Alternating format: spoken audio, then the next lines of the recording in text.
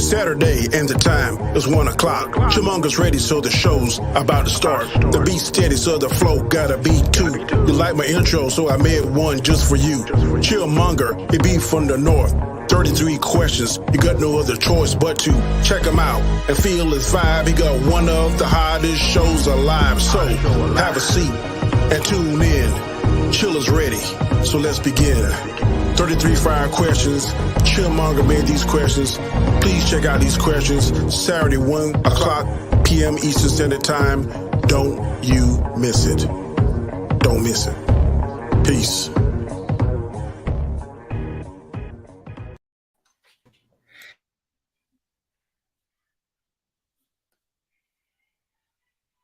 You're muted, bud. I'm muted. My bad. That was awkward. I was just gonna say it's Saturday and I'm not alone. I got Vasco. I hit him up on the phone. I DM'd him. I said, "Hey, come on." He said, "No, I'm on the show for show." And I said, "Vasco, tell me what the scenario. I got 33 questions just for you." Wow. Join the show. I'm Chillmonger every Saturday. I make the guy say "wow" like he just did. Hey, Vasco's scenario is wild. So that means I'm making a noise to the crowd. And that means that you guys joined in and tuned in. So make sure your voice is heard when you chime in. And then I'm going to keep on rhyming until I want to stop, which is never happening. My name is Chill. Do you want to join any of this? Thrill? I'll stop if I will. What's the thrill? That's it. Want to join into this thrill? Oh, so I'll just tee it up and then you just slam dunk them. Thank you, Danny Graham, for that awesome intro. He does some pretty good intros, doesn't he? Yeah, he has. He did mine as well. Yours is like the breathe, stretch, shake, let it go Right? version. I have an original which one he made, and then I have the one that I remixed on a DJing software here, which surprisingly, it's a Tribe Called Quest, and I haven't got copy struck about it because I guess I mixed it with a bunch of other samples and stuff that it doesn't pick up on the algorithm. So yeah. As soon as you hit that 1,000 though, and you got the ability to get inspected, because that's what they do, eh? They actually hire a human to manually kind of check through your things. Yeah. I'm expecting that right now because I'm at 3.8K watch time hours. Yeah, it's almost there. I hope this new T'Challa video I just did is the one that gets me over the hump. Anyways, that's a lot of YouTuber chat. There's a whole lot of people watching who just don't care. They're here for 33 questions. The first one: who is the best sister in the MCU? Wanda. She's not even the best twin sister. I don't think that there's any. Yelena's up there. Okay. Because you're talking about sister, not a sister. I mean, whether biological or not, the sibling companion of the female variety. I'm looking around. There's a lot of only childs here in Marvel, but it's got to be Kamala. Yes. Easy, right? Yeah, you're right. Well, that's the one we got more interaction with, right? For sure, we didn't get that much, just very little. I would say I could say it's pretty even out there. If you really go back and watch Black Panther, you can. I'm not mad at that. Yeah, you would have to give Shuri some props for that. Yeah. Before we move on to this question, is there anyone we're skipping? Nothing comes to mind. Shuri, Kamala, Wanda, Yelena. There's got to be another sister I'm just not thinking about, am I? Sharon Carter was an only child. The Wasp was an only child. Yeah. Carol Danvers, Monica Rambeau, only children. Yeah, those are we hit them all. Shuri's a good one. I'm still going Kamala. You know what? Next time somebody joins the show, because more people than you have the link, I'll ask them this question also. When is Armor? Oh, I spelled it wrong, didn't I? Armor Wars. When is that happening? You spelled it the Canadian way. I did. Well, British way actually. When is it taking place, or when is it slated to come out? Yeah, when's it slated to come out? Because we heard this thing announced back in Disney Plus announcement in 2020 in December. But where is this? I have no idea. It's right. Is this thing canceled? Is this thing ongoing? Is this in later development? I'm hyped for it because I remember when he announced Armor Wars and Ironheart back to back. I go, oh, cool. I like the character of Riri, and it probably means I'll get more of her. One of her stories will lead to another. But with Armor Wars missing, I go, oh man, that's probably not going to happen anymore the way that I want it to happen. Well, there. What I found is that it's slated to potentially come out in 2023, sometime next year, but there's no fixed date on it yet. Are you on Wikipedia? No, I'm not. What Or is this place? Tech Advisor. I don't know, some article on Tech Advisor. okay. But this article dates back to February, so it might not be that. Yeah, because I'm basing this off of the recent Comic-Con and the absence of its announcement. They Mhm. said something about Phase 5 and Phase 6, and I believe that in their Phase 6, like that slate, they only Mhm. had Fantastic Four and 2 Avengers movies, and there's kind of like 10 openings for What Disney shows and 4 movies. So probably maybe we'll get it there, maybe if we're being optimistic. possibly because remember, originally Fantastic Four was supposed to be the last movie of Phase 4, and now they dropped it, right? Yeah. Third question: does the Mhm. hair of Carol Danvers grow at the same pace as a human? She's always got a new hairstyle, but it's also like always years in between times we see her. I can't say whether or not it goes either way. Hmm. I wonder how she washes it. Like, what does she use conditioner? Not in Oh, that's space. space exactly. I feel like, Does it do they give her have the more things that we volume? have? Yeah, but they have human being like type people in space. There's a whole bunch, but does that mean that they have got the same care products, fingernails, and is there lotion up in space? Do they have Right. other? But then they would have to, wouldn't they? If they're so advanced enough to travel to different places, they'd have to be advanced enough to have care products like conditioner. Maybe it'll Mm. be different than conditioner. We're thinking of some sort of I mean, liquid you put on remember, your. there could be space lice. There is space lice. There's 100% space lice. Man, for sure. I don't That's what know, I'm man. talking about. It You must should be making these questions. it must it must grow at a, she's human, right? With extra power. So I say it grows like the normal human. I'm gonna say that Cree blood inside of her makes it grow faster. That's what, Mm. someone who changes your hairstyle so much, you do that because hair grows like that all the time. Right, right, right. What's going on, big bro? Welcome to the show. Question 4 right now is, where does New Asgard stand on the Sokovian Accords? Hmm. Because that's like asking where does Thor stand on it, and he was missing from the Civil War movie. This is a Uh, fantastic question. I look at it as like they were playing ball in Thor: Love and Thunder. You got to see King, what's her name, Valkyrie, kind yeah, of being like Valkyrie King, yeah. King Valkyrie. true king, and in every sense of the word. But we got Mhm. to see her, and she was so like diplomatic, even when she wouldn't really enjoy it. But she made all of her appearances. If 200 countries, like the way War Machine said, agreed to this thing, then New Asgard is not going to be the outlier and not agree with the Sokovian Accords. They would go with it. Hmm. I don't know, they seemed really just isolated in their little place on Earth. So I think they were just neutral.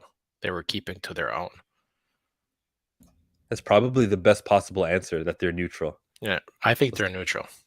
what's up, Kate? What's up, Perp? If you guys are joining, then you got the link. I think they're neutral. Mm, somewhat disagree. They've got to be. They've got to be like against it.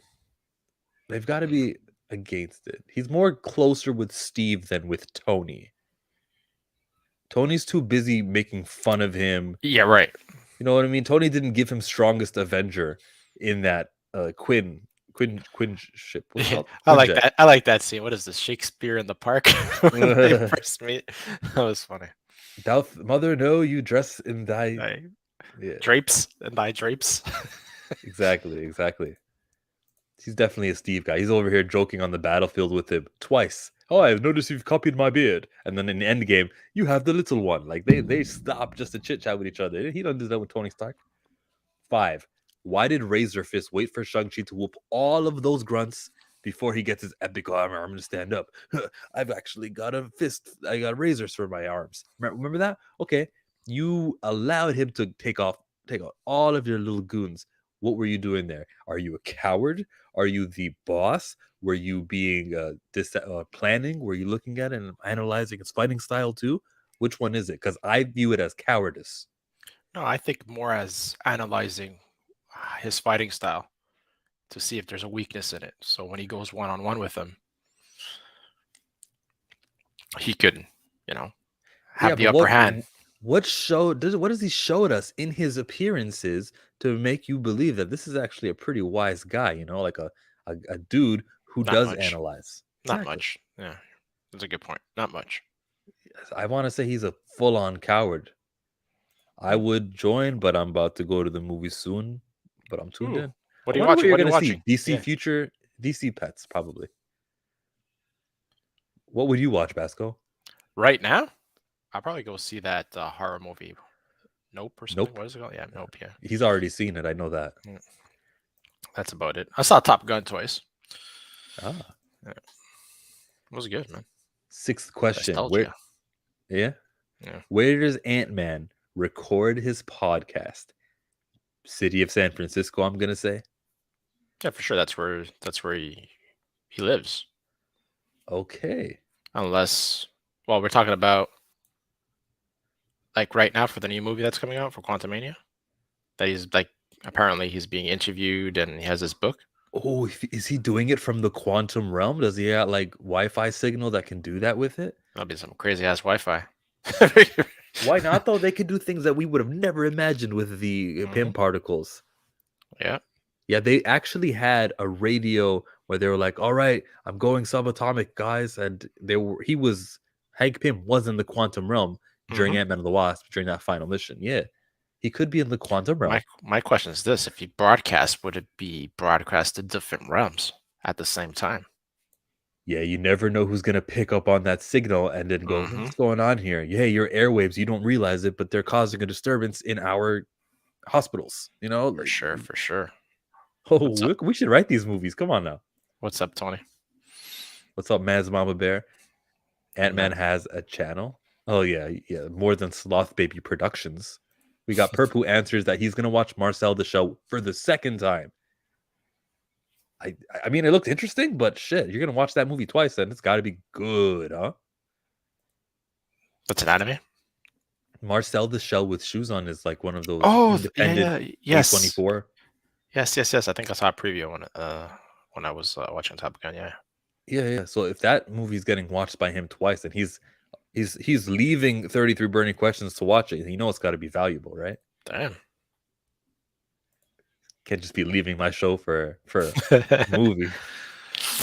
See, you see what I did there, guys? Yeah, I thought it was just I upped myself. yeah, See, yeah. I'm that's what just happened. well, I'll be leaving for a family barbecue and my nephew's birthday, so within the hour, so that's why. Okay. Ant-Man's podcast name would be Little Big Podcast. Of course, it would be called Little Big Podcast. Richado, I say his friends. He records it in a van. I say he records it in a van. Oh, okay. That Why brown not? van, still that thing's gone. No, but somebody asked Paul Rudd at Comic Con, "Where's the van?" And he said, "You'd have to watch to find out." The van is back, baby. The van is back.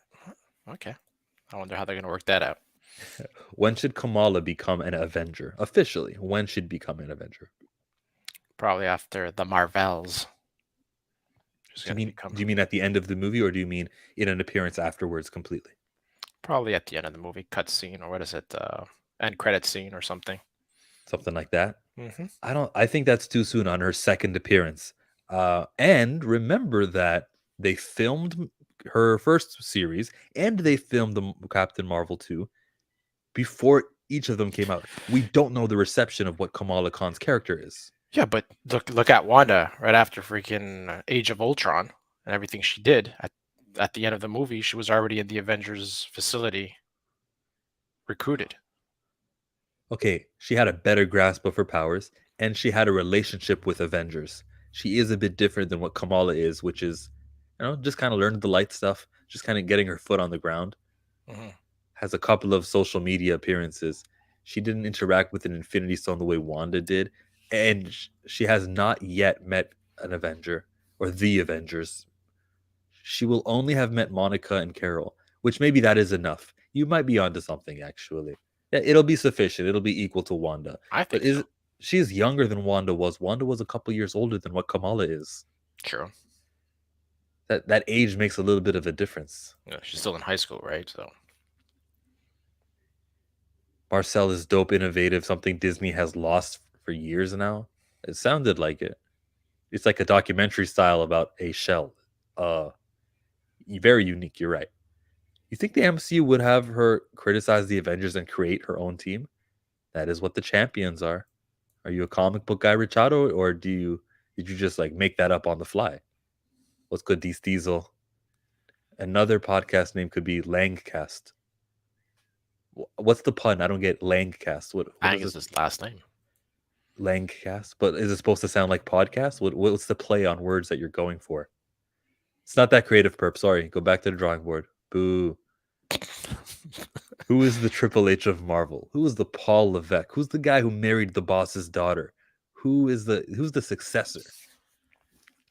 Who's the king of kings? Is it Thor? We know Triple H likes to dress up like Conan. We don't have a Conan though. Yeah, I would have to go with Thor. Would you? Just because of the look? Well, yeah, the look has something to do with it, but he's the strongest one that's still there from all the original Avengers. Oh, yeah. Thor, right on. 100%. We're not accepting any more answers. Like the Hulk is gone. He's too busy training his cousin. Mm-hmm. You Canadians have... You clearly didn't hear the answer to this question. We have a great sense of humor. Triple H of Marvel is Thor. What does Queen Ramonda mean? I have lost my entire family. Huh? No, you haven't. Shuri is still alive after the when they return. And same thing with T'Challa. He's still alive. If you want to tell me that T'Challa died, okay, then why is Shuri part of that funeral scene then? How could you have lost them both? Well, she gives that speech on the throne, isn't it? She's in the throne? Yes. So maybe something occurred where Shuri can't be found.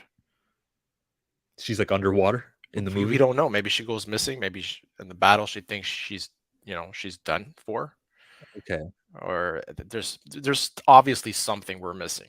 So for her to say that there's something going on in that movie that is that when she's gonna come back and she's Black Panther?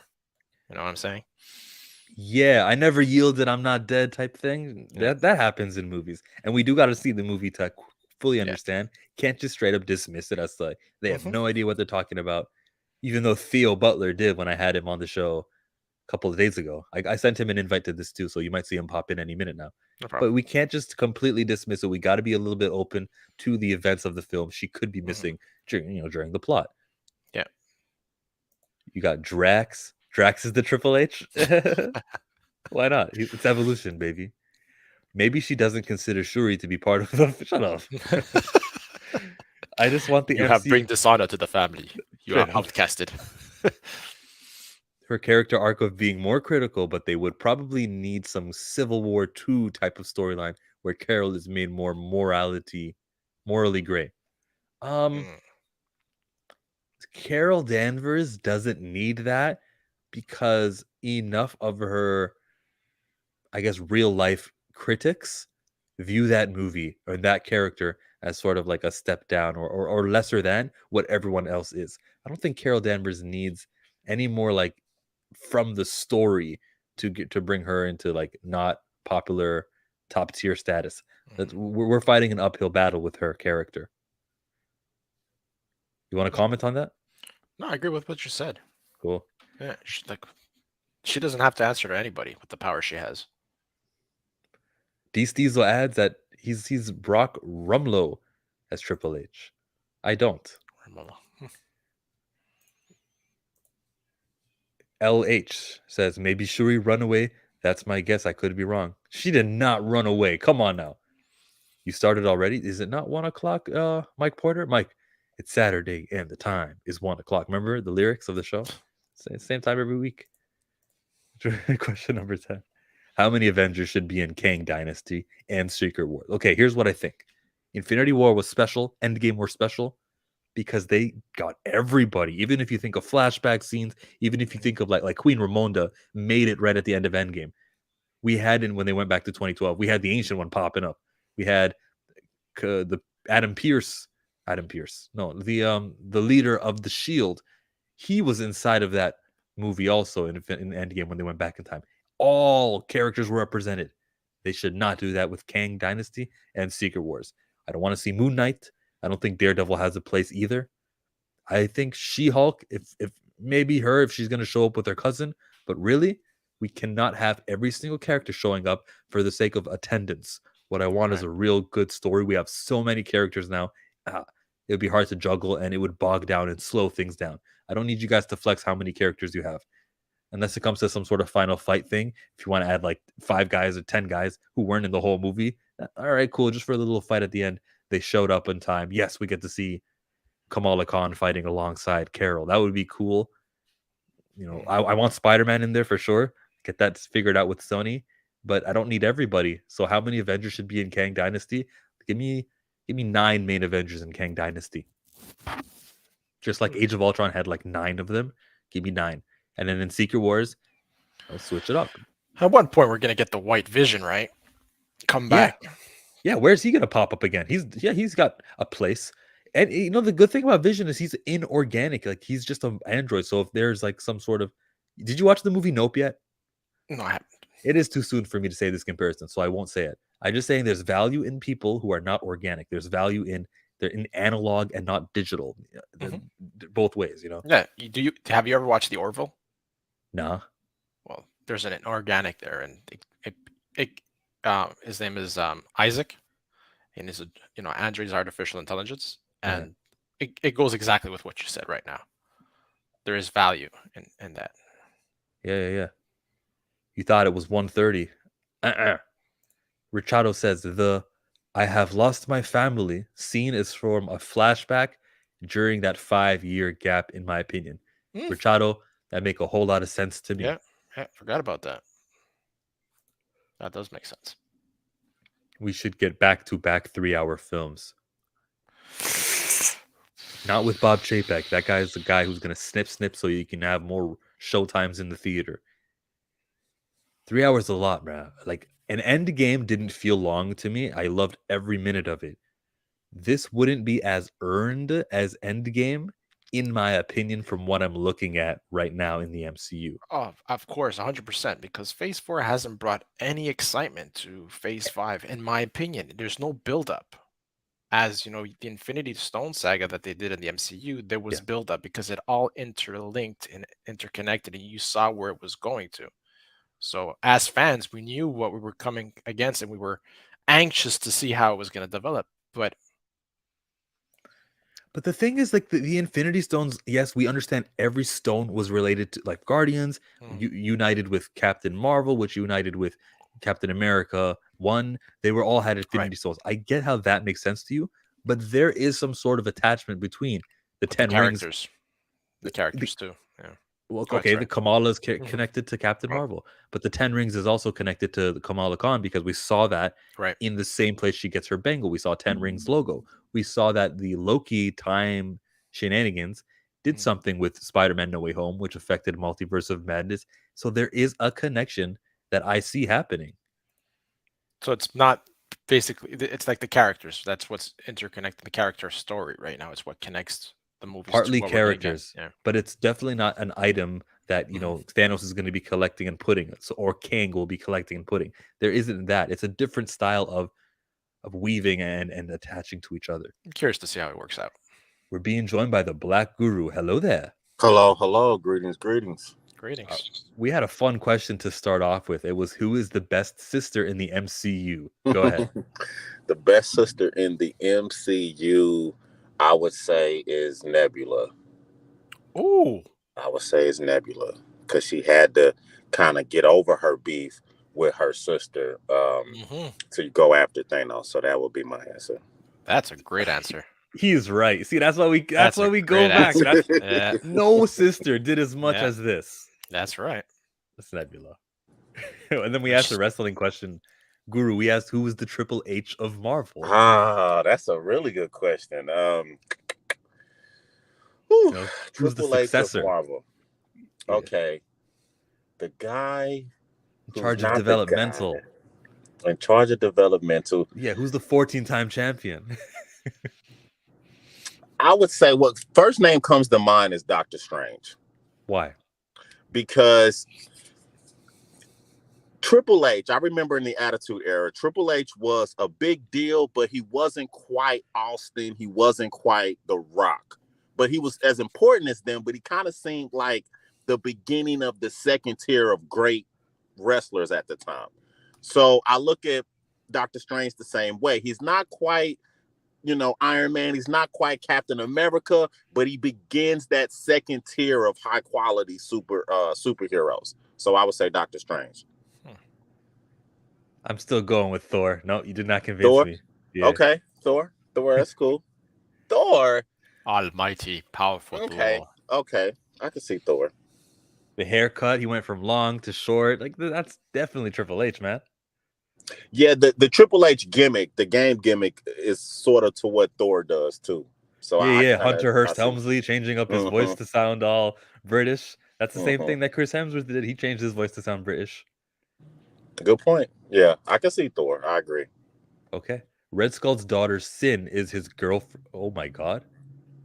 You guys see those TikToks? No.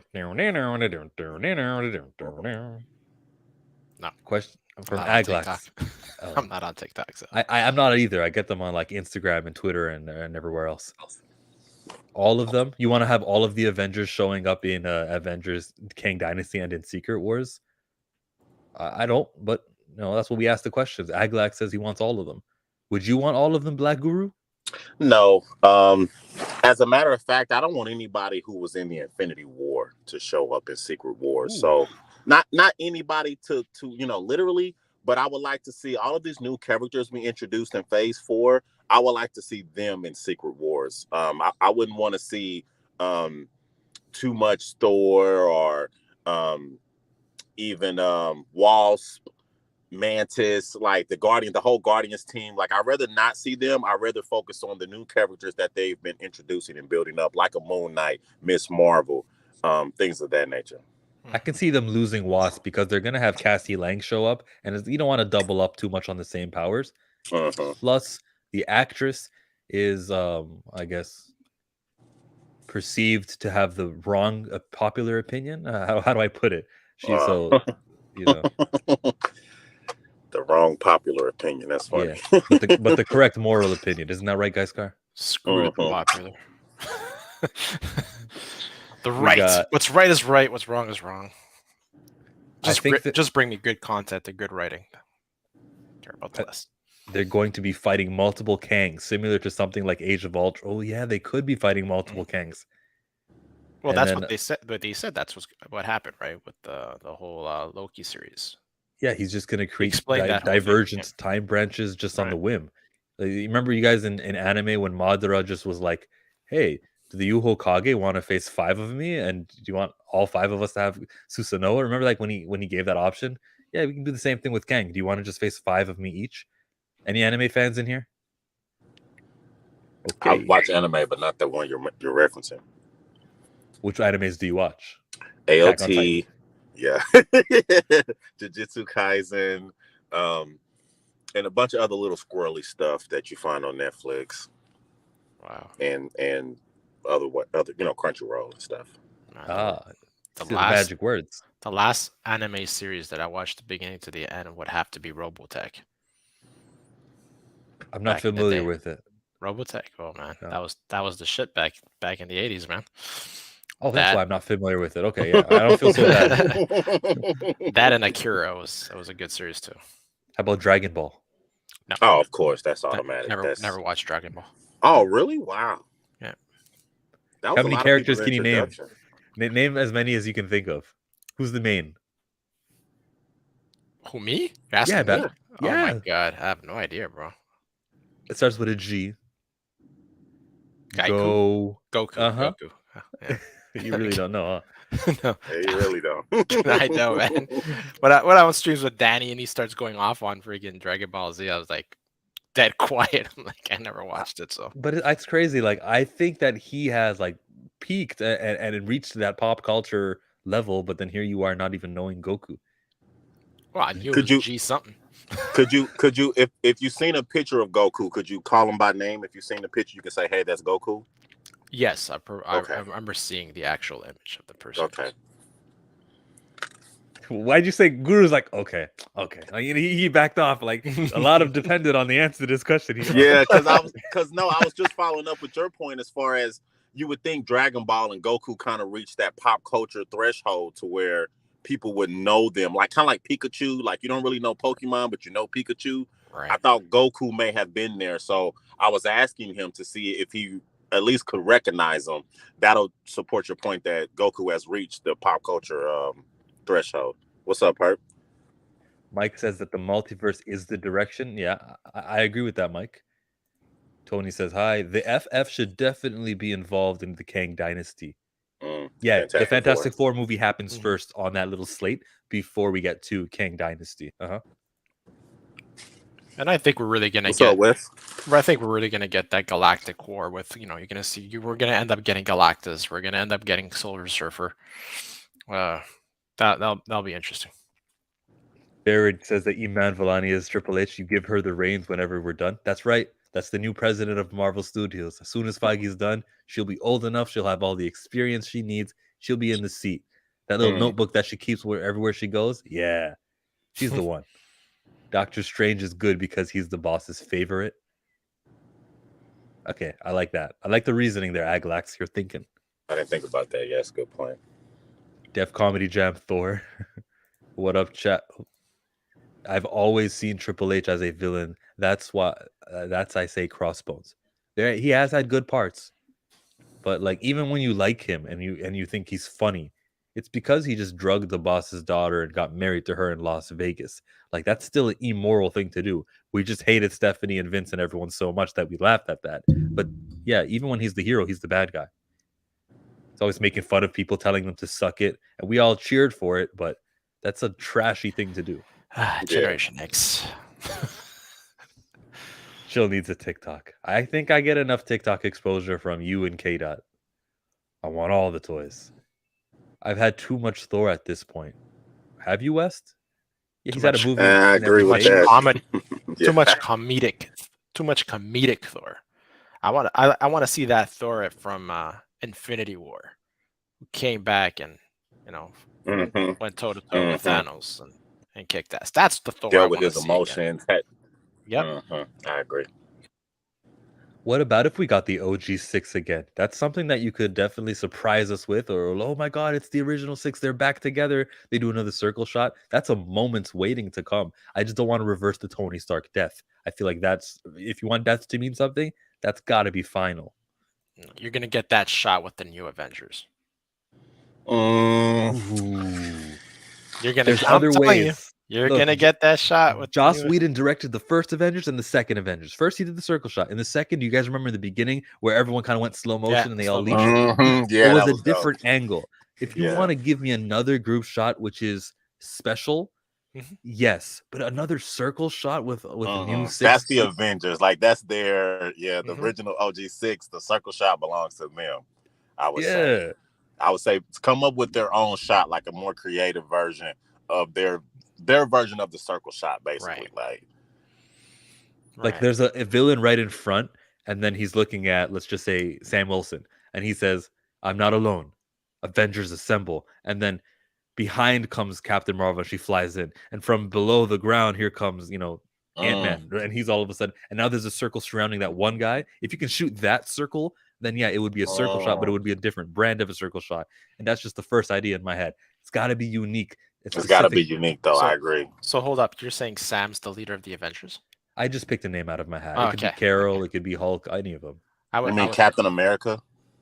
No, I meant Falcon, actually. This is tedious. Oh no, my daddy told me it's black. You can see the OG6 being ruled by Kang in an alternate timeline, and they face off against our new Avengers. That would be really sick. You should be writing these, Jared. I like that. That would be good as a what if, though. I wouldn't want that to be a part of the main MCU, but like a what if, I would watch something like that. Dragon Ball is free on Funimation, but you have to watch the same commercial 20 times an episode. Yeah. Akira, Ghost in the Shell, Oh yeah. Golgo 13, Golgo Ninja 13. Scroll, Gundam, Robotech. Yeah. You're showing your age, Diesel. I'm not gonna lie. Ghost in the Shell. We got Ray in the building with an elbow cough. Are you guys dabbing? You better be dabbing. Sure. I left that dab in 2013. Well, you can definitely like the video. I dabbed and my kids looked at me and said, "Dad, don't do that again." Yeah. Once Ray, the kids say don't do it, don't do it. That's the attitude era for you. Yep. Question number 11 is true or false. I just want the true. I just want the false. We don't need long answers on these ones. True or false? Thor regrets damaging the palace in Love and Thunder. This is actually true. Yes, because he apologizes after. Yeah. I'll say true as well. Good. I like when we all agree. Number 12. It's true or false, Gaiskar. True or false? The goats were not a gift. They were a punishment. True. I'll say false because they needed them damn goats. Them goats helped them get to where they needed to go. So, like the reindeer. Yeah. Okay. I think that was an unintended benefit when they were giving those gifts. I don't think that it's true. I'm going to say that it was a falsehood. Hey, you destroyed my palace. Hey, here's some parting gifts, Thor. Odinson was not about to deny this gift. He was going to be, oh, yes, thank you. 1,000 pardons like that. He would have been 100% with it. They knew that they had this, the only ability that these species would have to get rid of these goats. And they sent them all the way to Earth. Like, that's it. Yes, it was definitely, it's false. Goats were not a gift. They were a punishment. Let's read what you guys are saying in here. D. Stiesel says, so far the Kang Dynasty and Avengers, best interpretation of him outside of comics. That's true for both questions. Cool. It is punishment. That's right. 13, guys. True or false? The Avengers theme is the best in the MCU. Oh, of course. That's so true. It's true. You recognize it right away when it comes on. Yeah. That's why I was quiet. I was trying to think of what other one comes to mind. Well, none. The only other one that came to mind is the actual Marvel introduction at the beginning of the movie, Right. The actual Marvel intro sound. So I think those two compete for 1 and 2. But I would lean Avengers theme. I got Black Panther up there, and everyone does have themes. There is a Guardians of Thor and a Captain America that they just don't compare. Richardo says that it is false, and Mike said that it is true. In Avengers theme is the best, bro. That's a true statement. Come on now, Richardo. Get on the bandwagon. 14. True or false, the Avengers needed Hawkeye. She kind of, the wife of Hawkeye, Clint, kind of says that in Age of Ultron, and they prove it so. So I'm going to say that it is true. They did, in that movie, need Hawkeye. True. I would say true. Every time I've seen Hawkeye do something in with the group, it's very critical. Even in Endgame, when he was down there with the gauntlet and they were chasing him and he's shooting off arrows, trying to get the gauntlet back upstairs and stuff. So he's always had very, very critical roles, and his skill set has always come in like at the most critical moments. Even during the blip, when he was Ronin, he was Stark, but everything he was doing was critical. He was cleaning up. Right. D. Stiesel added that it was false about the composer, but then Mike says it's true the Avengers did need Hawkeye. False. The West Coast Avengers needed Hawkeye, LOL. MCU only, D. Stiesel. Stop reading comics. Richardo says Hawkeye helped turn Wanda into a hero. Ooh, but would we be in the position we are now if Wanda... Ooh, no, maybe it's a false. You changed my mind, Richardo, and you didn't even mean to. No, it's not true. This is a false. I'm changing my answer. Anyone else want to join me with false? Hawkeye is not needed? No, I still say true. Needed. All right. I mean, turning Wanda, sure, but Wanda, that's her own path, though. I can't hold him responsible for what she ultimately becomes. And she was still vital, in the Infinity battle at Wakanda. So, she still has her superhero credit to her. So I wouldn't change Hawkeye because of that. I still think it's true. Yes. 15. His mama called him Astrid. I'ma call him Astrid. I don't like to call him Axel. I mean, as a guy who goes on the internet with a fake alias as Chillmonger, I do think it's proper, especially to respect other people's new usernames. But like, don't pretend your name isn't your real name anymore, Astrid. Your mama call you Astrid. Your name is Astrid. True.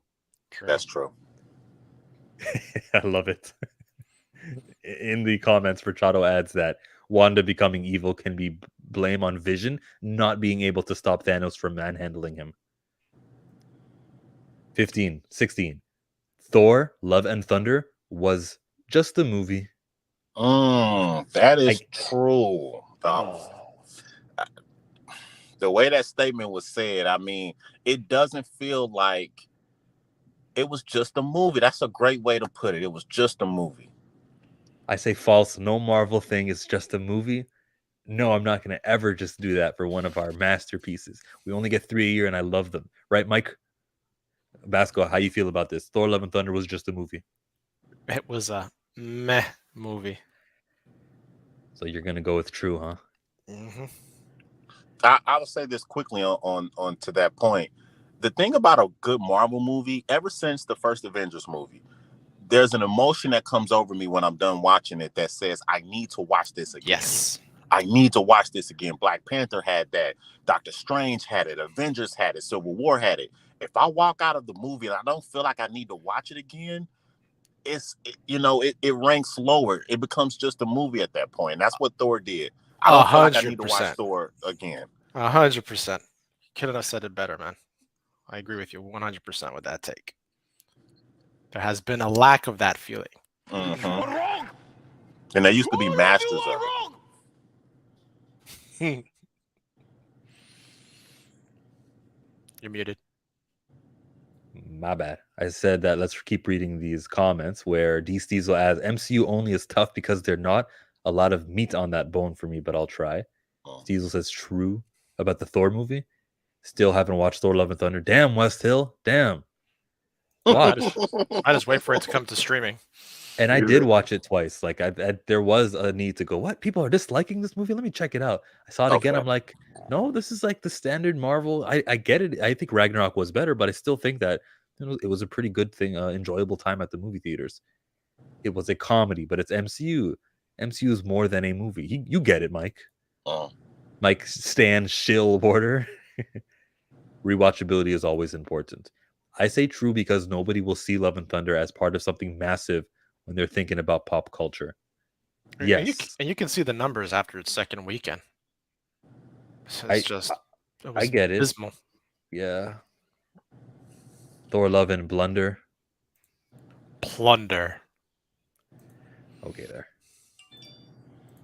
We got another question coming up. Black Panther was just a movie. False. False. That's false. That's false. That was a phenomenon, quite frankly, the first one. Mm-hmm. True or false? Nakia was right. She was talking about opening it up to the rest of the world, and in the movie, he does exactly that. And he disagrees with his dad way of running things and the whole isolationist stuff. Was Nakia right? I want to say there's a lot. I'm going to still say false. She was not right. I'll say false as well until I see the fruits of opening it up to everybody, because it seems like it's more problematic right now than beneficial to Wakanda. We see the issues with opening up Wakanda. I don't really necessarily see the benefits yet. So until I start seeing maybe the world benefiting from vibranium or something like that, then I will agree. But since we don't really have that, for right now, it's false for me. Maybe Riri Williams will be a fruit of that labor. Well, let's watch the movies to see how it plays out. I would have to say false as well. Mm-hmm. All right, I like it. I don't think the world was ready to see a predominant and rich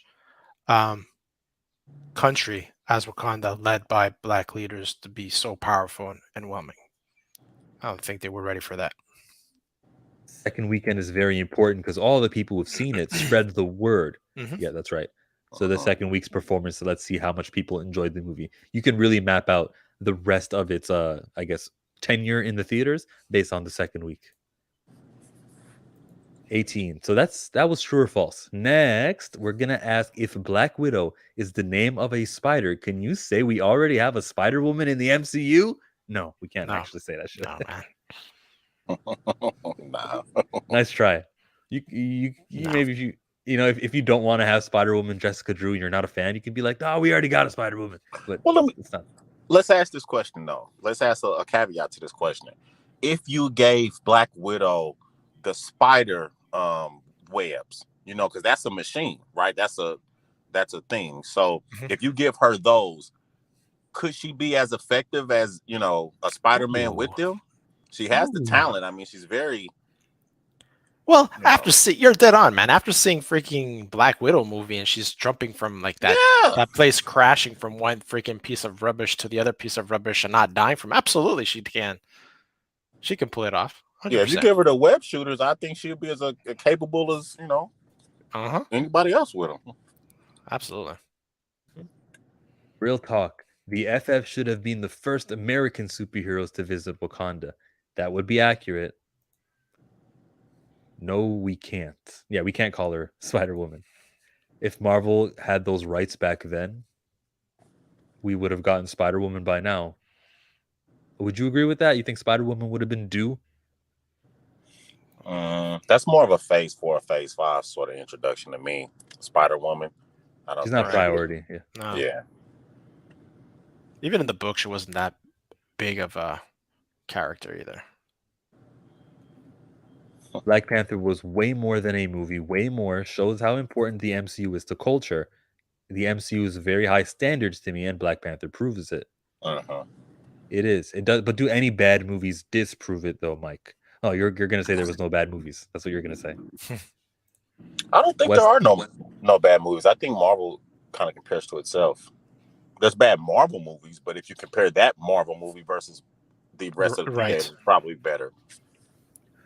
I used to think that way, but Eternals has made me change my mind. I gotta still see it again. It's on Disney Plus. I can't get through it, man. We gotta do it together. We gotta live stream that or something. All right.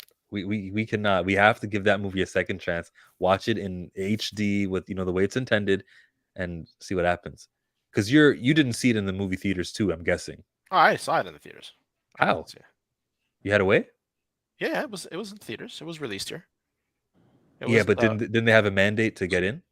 Yeah. You just at one point you needed to be vaccinated. So since I was vaccinated, I was able to go see it. Well, here I'm thinking you didn't get the shot. My bad. Yeah. Although the movie has trash as hell, I still like MCU Black Widow. The character.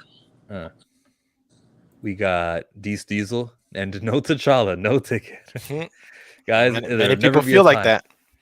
I feel that way. I feel that way strongly. I did a great video. Here I am patting myself on the back, but I do think it was a great video. I kind of covered a lot of my thoughts on why we should recast T'Challa, how it's important, how getting T'Challa higher and higher on that pantheon of top 5 superheroes. He could actually be a top 5 superhero, but if we got this Shuri period where she's just being basically an obstacle, she's in the way. I'm trying to get T'Challa up and up and up because it's more meaningful to me to think of superheroes and have that black face come to mind rather than having, oh, look, we got Shuri as Black Panther. We've got a whole bunch of black superheroes out there. I don't care about the quantity of how many black superheroes we have. I'd rather just look at the top tier and go, yeah, when we think of the best, we think of Cap, Iron Man. I want to have T'Challa right up there in my mind. And that's what Shuri is blocking.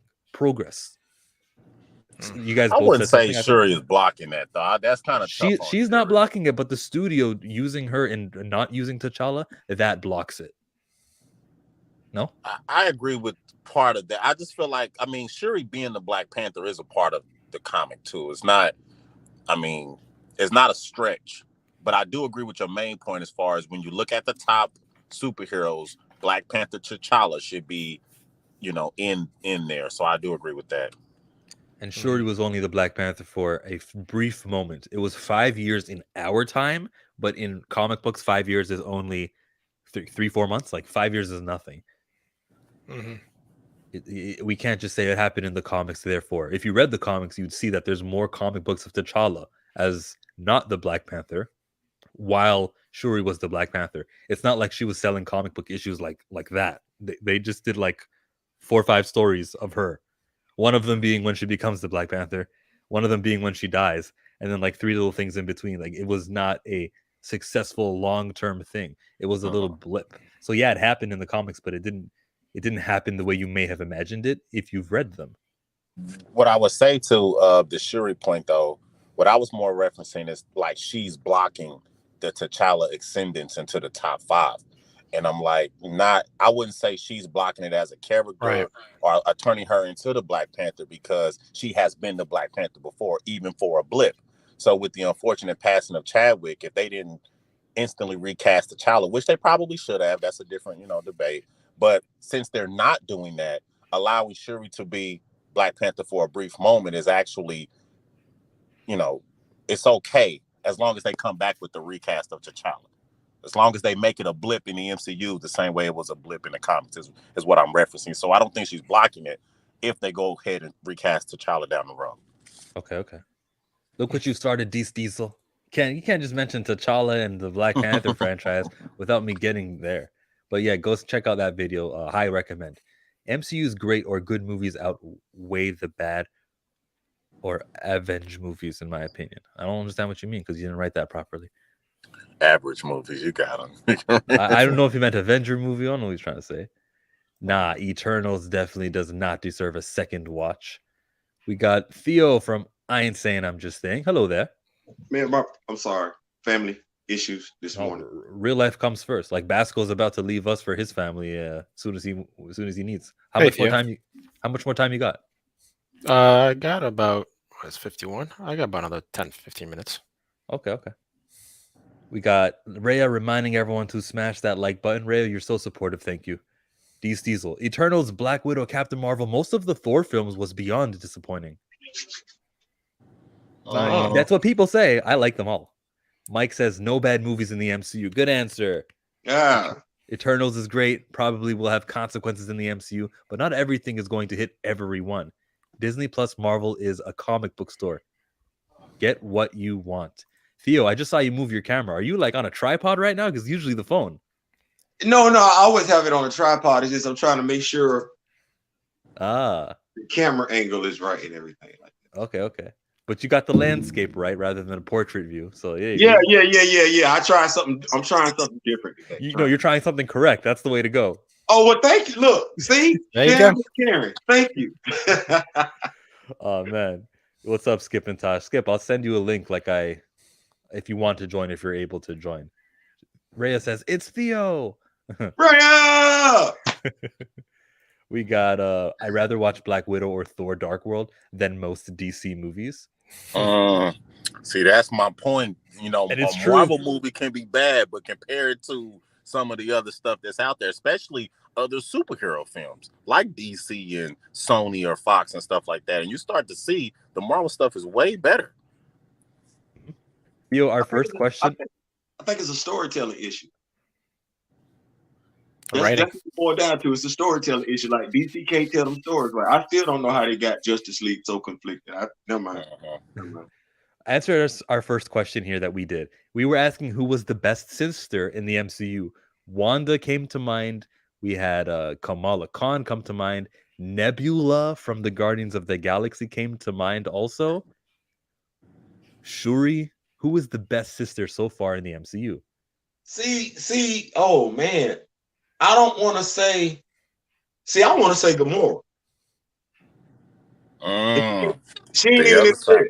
She ain't even in the list. Like what she went through to redeem her sister, to get her to come over to the good side. I want to say Gamora, but you ain't even got her up there. So that's a good answer too. So by default, can I say her sister? You could say Gamora if you wanted to. I was just saying the names that we could think of. But if you want to look at the opposite side and what she gave to us, sure. And she was willing to lose her life. And she said, Quill, you got to do it now. Shoot me now. And so that's points, Yeah, so that would have been my answer, Gamora. Okay. Well, we got a lot of comments that just popped up. So let me be really quick. Oh, they're all saying what's up to you, Theo. Oh, what's going on, man? Listen. I'm late. Chillmonger invited me. This is my fault, but thank y'all so much for having me. Thank y'all so much for having me on the show and everything like that. I won't do it again, hopefully. Oh, good. Rhea says, "Wow, where's K-Dot? I won't tolerate this DC hate." K-Dot has a link, just like I usually give him. Okay. Aglak says, "Chill is right. Eternals should just play in the background over and over again." Oh. I still don't know why they didn't give us an Alpha Flight movie instead of Eternals, but that's just Yeah. Rhea says, "After all the support I've given to this show, listen, DC's cool, but they don't Ray, have." I'm low-key a DC fan. Like Legion of Superheroes, the comic book, I rocks with them from back in the day. Ty Rock, yeah. Karate Kid, you ain't by yourself, Ray. And DC made the best movie of 2022, in my opinion. The Batman. Oh, that was good. I agree. It was very good. Yeah, I give you that one. See, Rhea, I can tell the truth objectively. And their Shazam trailer was hotter than any trailer Marvel's done so far. Oh, Hold up. You said the best movie of 2022? What about No Way Home? No, that was at the end of 21. That was 21, yeah, at the end of 21. It was 21? Really? Oh, like shit, December. true. You're true. You're right. My bad. Hey, can we look at Marvel and acknowledge the fact that there's solo superhero projects are no longer solo superhero projects because everybody popping up in everybody's movie? Are you saying that as a negative or positive? However anybody want to take it, it's just an acknowledgement that these aren't standalone superhero movies anymore. Like I'm not saying it's just an observation. It's not to say it's just Steve Rogers, Captain America, First Avenger, that was him. Thor, that was him. Iron Man, that was him. Now you're looking at these movies now, even with Spider-Man, not Homecoming, but Spider-Man. Homecoming. Yeah, Homecoming is the first one. Homecoming is the first one. Iron Man showed up in that one. It's like they're billing them as solo movie outings, but they aren't. It's a whole. But like I said, it's not a bad thing. I don't think it's just an observation. That's all I'm saying. I'll say it's a good thing and a lot, but Moon Knight was the introduction of him, and a little bit too much went to Scarlet Scarab for my liking. So in that movie or series, I wouldn't put the Disney Plus shows because that's world building to me. So I expect that. But in the superhero, I was just looking at the superhero movies in and of themselves, not the Disney Plus show. But like I said, it's just an observation. That's all. We're being joined by royalty, none other than SSJK. Sanctum. Hello. Yo. So I want to be on your level, K.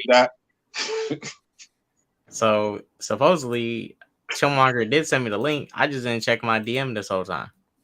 Wow.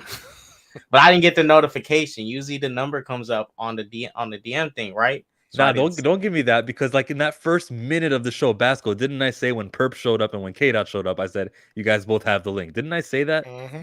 I did say that. I stepped away. Stop playing victim. Oh my god, these MCU fans are so uninclusive. Get out of here.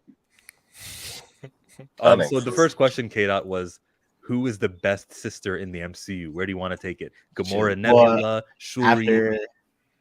After Endgame, I'm about to go Nebula, simply because that's what I said, K-Dot. Two things, I'm in love with her now, and she did get some great character development in Endgame. She's honestly one of the best characters in that Endgame. Yeah. So Nebula.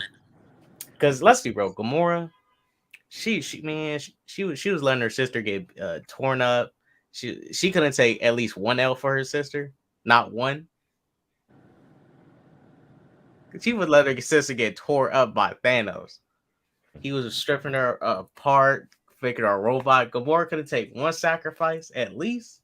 Dang, it's a grimy sister. Yo, bro, what's happening in the comment section right now? Rhea says, Perp, they won't give you and Dot a link. They hate you, really? Ooh.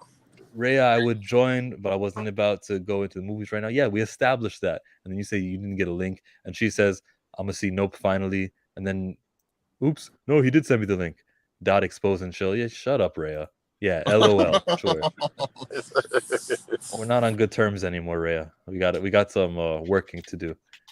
Don't ask me to be on your show anymore. Wait a minute. Hold on. I just remember something, because he said, Dot said something, and I get what he's saying. I do. But Gamora was prepared to let Nebula kill him. Like Nebula had her face down. What was that? The first Guardians of the Galaxy movie? And Gamora's like, nah, I ain't even finna do this no more. Am I missing something? Is my memory skewed? It could be. It could be. Well,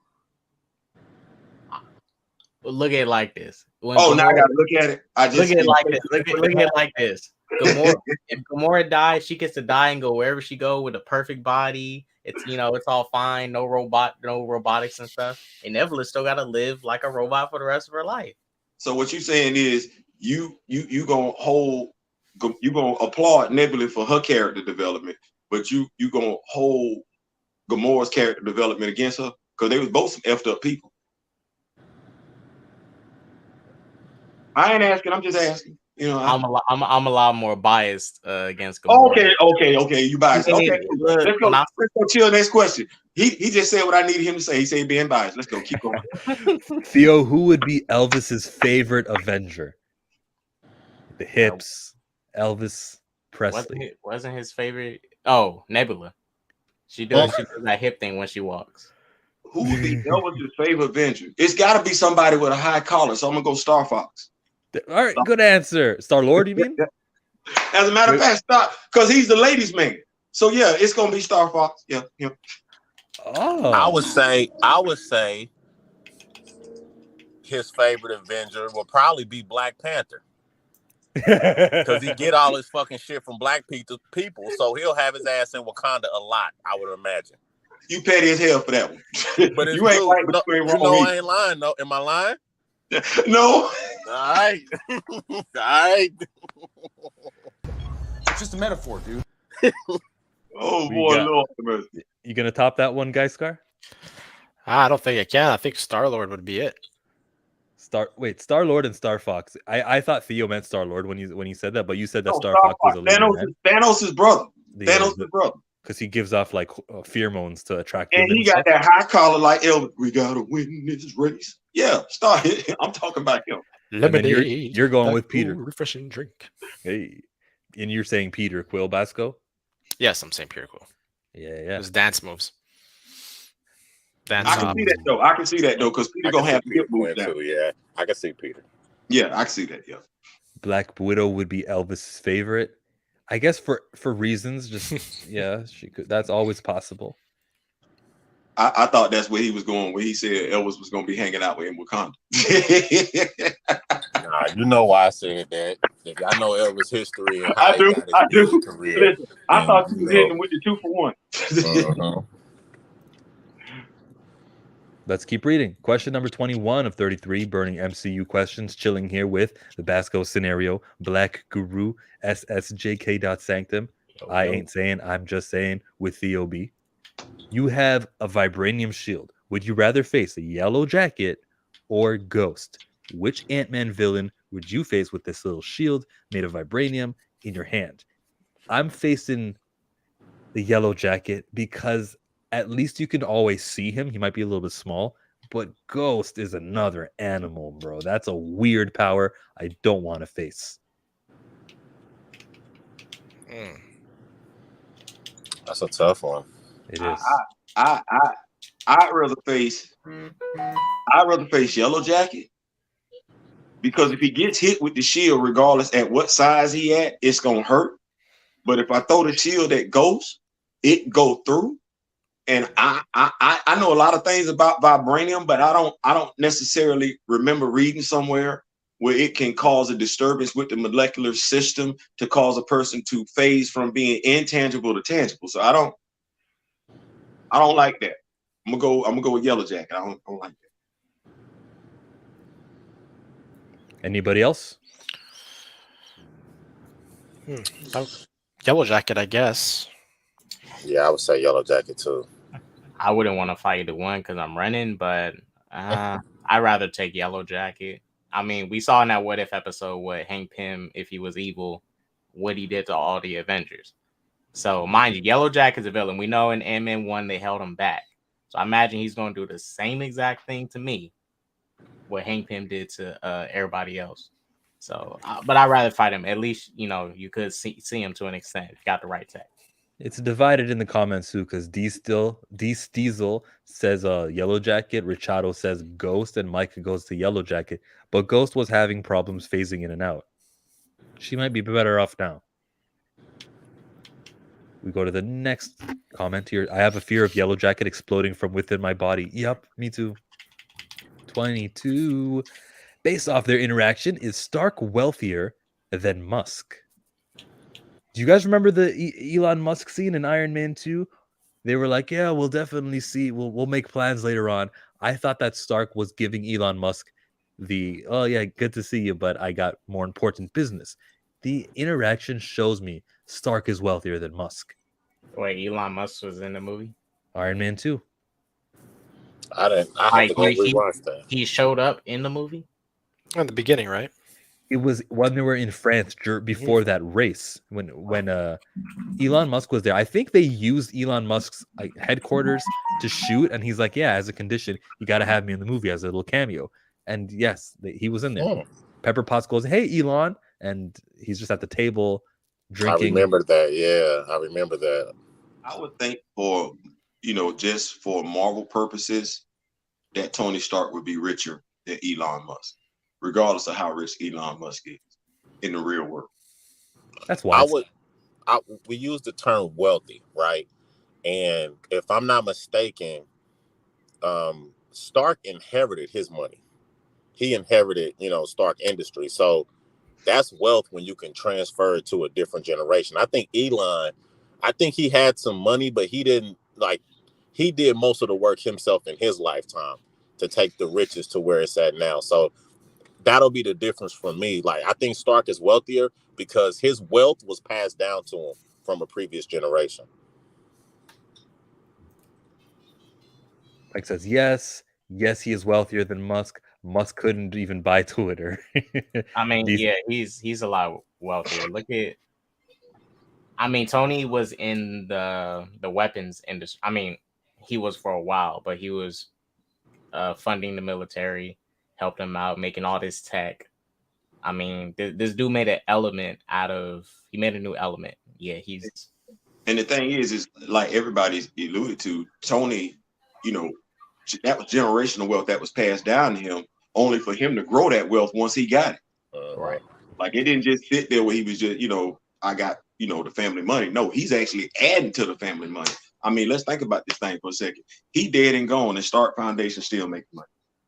I want to say thanks to Basco, who was in the show for us for the last hour. You guys can check out Geisgar on his channel, The Basco Scenario. Anything coming up on your channel that you want to let us know about? Wednesday, check me out. It's called The Hangout with my co-host Comet Chat. That we do the show every week. Talk about stuff that we're talking about here, MCU movies, latest news on things coming up, and personal opinions. So everybody's opinions welcome, without discrimination or hate. So yeah, no hate. Oh, yeah, no. Nah, man, there's enough of hate in the world, man. We don't need to have hate on this stuff. So again, Chill, man. Thank you, and nice meeting everybody for the first time as well. K-Dot Span, see you again, bud. So yeah, have a great night, man. Or day. Take care. I'll add his link in the description, as I will with everyone else. I don't think there is anything in the description if you scroll down, because I just did not have the time to do it, actually. So yeah, again, thanks to him for joining and everyone else here. Unrelated, but is the Storm Disney Plus series rumored? Yes. Nothing's been confirmed with the X-Men at all. We were surprised to hear the X-Men theme during the Ms. Marvel show. Mike says yes about Elon Musk. Yeah. See, Chill, like Theo B, it's hard for us not to reference the comics. That is facts. Scotty says hello there. Hello. I think it's one of those things where once you open up Pandora's box, you having a hard time closing it. So if you've been reading the comics for a long, long time, basically when you see stuff, it comes through the lens of the comic book fan first. Like that's it. And you got to check out of that to be able to enjoy the movie with those that don't know the comic book. As someone who's read every issue of Kamala Khan and every issue of Riri Williams, I know I didn't like the Kamala Khan stuff at all, but that's different. They changed her superpowers. With Riri, I think just, they are going to do a different way of how she gets to the Ironheart name. I'm open to it. Just don't change her powers. Don't say that she has magical shoes that she puts on, which makes her fly. Give her a suit, whether it's made of vibranium or not, that's different, but like give her suits. Notice what you said. You said you're open to it. So you're still coming in with that comic book mentality, fan mentality, but you're saying I gotta sit it to the side. The person who don't read comic books, they don't have to worry about that. You feel what I'm saying? They get to go, I guess. Without making it sound bad, ignorance is bliss when you go to see these superhero movies. So. Yeah. Next question is, I'm asking you, it's not much of a question. It just says cast Keke Palmer. I guess I'll questionize it. Can you see Keke Palmer in any role in Marvel? Let's go to the X-Men, I think. Let's see. She could be... is there any American... Too young. What's Keke Palmer? What's she, like 28 years old? How old is Storm on the team? A young Storm? I want Storm old. Like if T'Challa is 40, she's got to be also like 30, 40 also. Keke is 28. You know what? I'd rather take her as Shuri. I'll be honest. Yeah, she would have been a better casting for Shuri, quite honestly. Got more meat on her bones, too. Mm-hmm. All right, K-Dot, now. Hey, I'm keeping it real. You keeping it real. Nah, that's. I mean, you're right. I mean, but I agree. I would love to see her cast maybe as some X-Men. I think she would have been the best Shuri. I wish she would have got that role because what she brings, as a talent, is a speaking role. She need a role where she can talk a lot. You know what I mean? And kind of. Look at that thinking face. Yeah. What's the girl? Cyber, the medical girl with the X-Men. Okay, that would be a casting. Huh? Yeah, that's a good casting. The thing is that if they do, because it's all about the best way I can say it like this. Keke could take a role, a minor X-Men role that would be perfect for her, and knock it completely out the park if somebody said, "Okay, I'm going to do something with this character." Like she would have been the perfect Riri Williams, but she's old, so she would have been playing a younger person, younger than her age. She has the perfect chops for Aurora, but her stature is small. She would have been the perfect, like somebody alluded to. She would have been the perfect Shuri. Like, yeah, I think crazy. I would have loved to have seen her play Shuri because her size is more athletic than Letitia Wright's. Her size, also like the young lady that just played Thor, allows her to add more size to her frame. She could have took Tessa Thompson's spot too. Not to cut you off, brother, but she could have took Tessa Thompson's spot. No, dead ass. Because you put Valkyrie plating on her. No. You're absolutely right. But she's got the chops to literally, if they get the character that fits her stature, her size, she could play it. Like they said, some of these roles they've already given to people that she actually would have been better. She would have been better. Yep, I agree. Yeah, she's and she plays a vital role. Like she got something. She's the doctor, and she's got a set. But if you give this to Keke Palmer, then you can't do with her what Marvel is doing with this character. You got to feature this character. We're not finna sideline Keke like we did with Daniel Kaluuya with Wakabi because that was hot garbage. And honestly, look, real quick, if I had to cast her in DC, I would give her Rocket. No one asked. It's okay. Oh, you watch a Milestone documentary, all of a sudden you know Rocket, huh? Okay, she got that Rocket look. Yeah, I can see that too. K-Dot, how much would you recommend watching this HBO Max documentary on Milestone? It was amazing. It was so amazing. I was watching this at work. I was working, but I was watching this at work too. Somebody came in, interrupted what I was watching. I was so pissed. I was watching a great that documentary is amazing. It details the whole Milestone timeline and their rise back in 2020 of how they resurfaced. And it also touches upon how the Static Shock show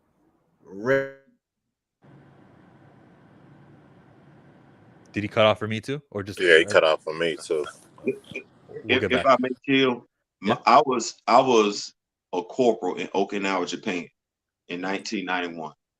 a guy that was in the Army. I'm in the Marine Corps, and we all hung out and everything like that. He rotates to Okinawa, Japan. Comic book fan. I got DC Marvel and everything. Had never heard of Milestone. He said, "Bro, I got something I need to show you." I said, "What?" He said, "These brothers didn't put together a comic book company." I said, What are you talking about?" He showed it to me. When I rotated back stateside, which was almost like 8 months later, I went to the local comic book store. "Hey, where the Milestone comics at? Let me get them." Like, to me, Milestone Comics was Stuart Scott on ESPN. That explains a lot. You said a lot with a little right there. I love it. And I feel like I'm inclined to pick up those comics, even though they're DC comics, with Blood Syndicate and everything else that they had going on. I'm a fan. I like it, and I recognize the value of it because it's a DC comic. It's not just your run of them. No disrespect. Nah, I'd say they It's not just milestone for an indie. DC because What'd you DC say? published them, but they're still milestone for DC. But because they have the DC branding, I feel like that's main enough as you're gonna get. And what I want is not representation, just some little indie comic doing a little something here and there. I need meaningful representation. So if the top DC publisher company, second top, is doing a comic book with black superheroes, and I want black superheroes to be elevated and be forefront and come into mind when you think of superheroes, I'm obligated to support something like that. When it comes to even today, when I think of like Ironheart and some of the newer stuff, I never really gave her a chance when she debuted. Same with Kamala and the Champions. Momoon, you'll like her. She's better than Kamala. And the actress Dominique Thorne, she's not better than Iman Vellani. I haven't seen much interviews from her, but she is impressing me with a lot of what she has to add. What's going on here? Rhea Burger, Mo Moon Knight. You guys have nicknames for each other? Yuck. Hey, we can't mention no food. I'm hungry right now. Can't do it. Well, we got another hour of this show. But can you see Kiki with a Wakandan accent? Nah, see, I need her to She's an kind of be her actress. authentic self, though. I would like to see her kind of come from the cuff with it. I wouldn't want to see her having to put up no accent and all that. Nah, what Kiki Forever? She could do it. Frenzy or maybe even Tempo. Good picks. Yep. See, there are roles for her. I like Tempo. I was gonna suggest Frenzy, but it would have been a stature thing. Like, she's small, but the mindset, like, can she play Frenzy? Heck yeah. You know who she could play? Since we doing this whole Wakanda thing, let her play a time, place, and a Honda. Who? Right. One of the first female Black Panthers. She could play a time, place, and a Honda. Bring her back from the past and let her sit right here in the future. Be side by side with Shuri. That would be Shuri's great grandmother and everything like that. It'd be a great character dynamic. Get some more female representation. That would be a good female representation. You took the words from my mouth. That's how you will market it, as like a female representation kind of thing. And you put those two characters in there. Well, hell, but Black Panther already got all the black women in Marvel is in Black Panther. Monica. I'm trying to stay with. Talking about Monica Rambeau? Yeah, she the only one not. No, she can. No. I need Monica. Tiana Paris? Yeah, that's her name. I'm still waiting on the action figure built like that. You did not just say that. No. Jodie Turner. They dropped the Nakia action figure, and the Nakia action figure look more like Brie Larson than I ain't saying nothing. They're working. They got to get it right, huh? Right, exactly. They get it right. Get it right. Jodie Turner Smith for Storm. I don't know who that is, or maybe I do, but I'd have to see a photo of her.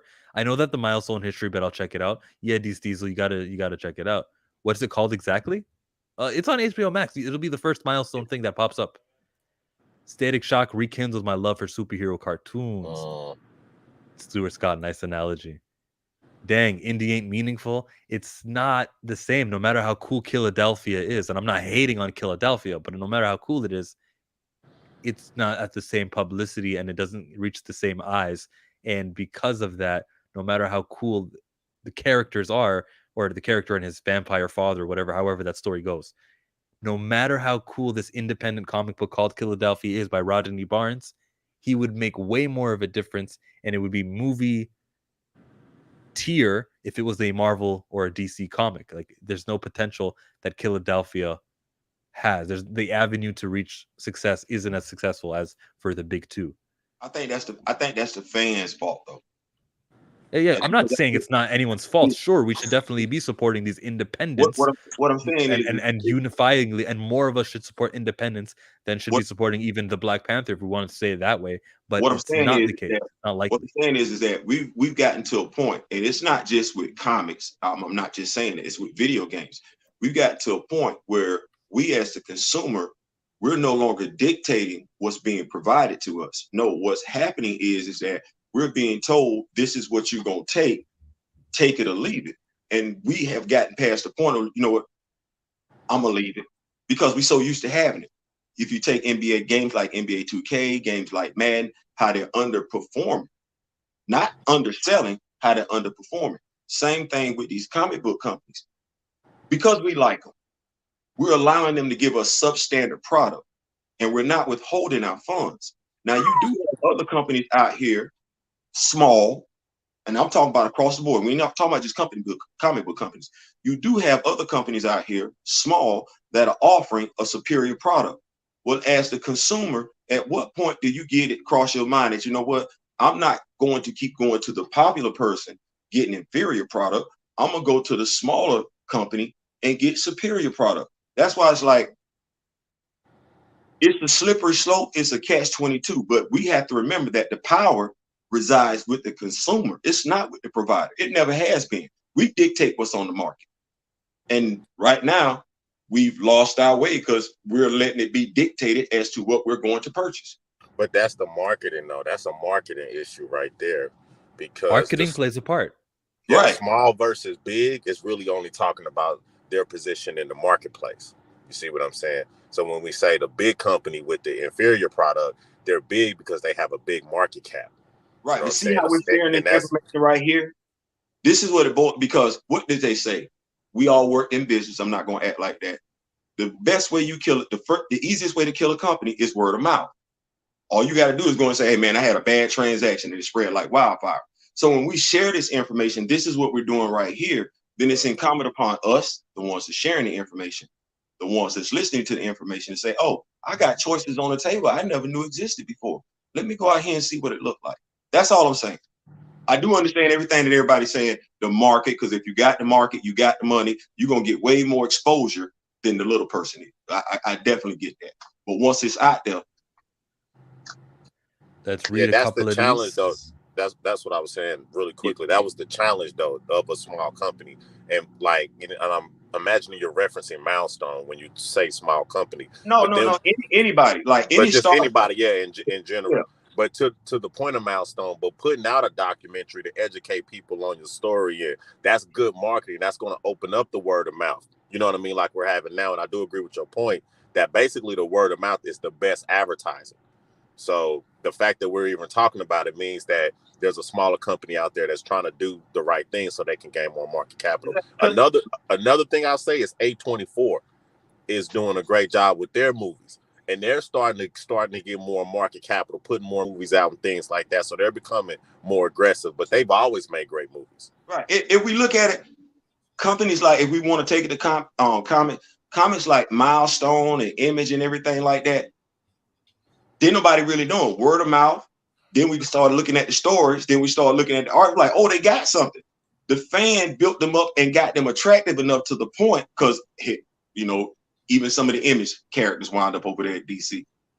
Got to the point where they showed up on the radar of the major companies. And I think that's what Chillmonger wants, is for these characters to be in these bigger platforms, right? Where they got more exposure. That's how we do it. We uplift them, say, hey, these are the characters we like. You got to do something with them, or we're not going to rock with the ones that you got. I'm not a diversity advocate at all. I like meaningful representation, not just attendance, not just everyone's here. Great job. I want, when you do that cast at the end of the movie, when the credits roll, I want the top 4 names to look as diverse as you claim to be. If not, then it's not what I want from the movie studios. All right. And I'm talking about for like a team movie. If it was like a solo movie, of course, Captain America, I get that. Chris Evans, Steve Rogers will be number 1. I get that. But I mean, like, when you do the Avengers and you want to, celebrate how diverse you are during the movie, don't show me a end credit where all 6 Avengers and they all have their signatures. 5 of them are dudes. You know what I mean? Like, what did you really do for women? Like, think about it. At the top tier position, what do you accomplish? I'm gonna ask a question to K Dot and Black Guru. Why did we go see Avengers or Avengers Age of Ultron? Because I really didn't have no screen time in either movie. Just being honest. I'm a comic book fan. I went, but the first Avengers movie, I wasn't really in it. Oh, you mean someone with dark skin wasn't in the movie? Yeah. Yeah, you saw it for the story.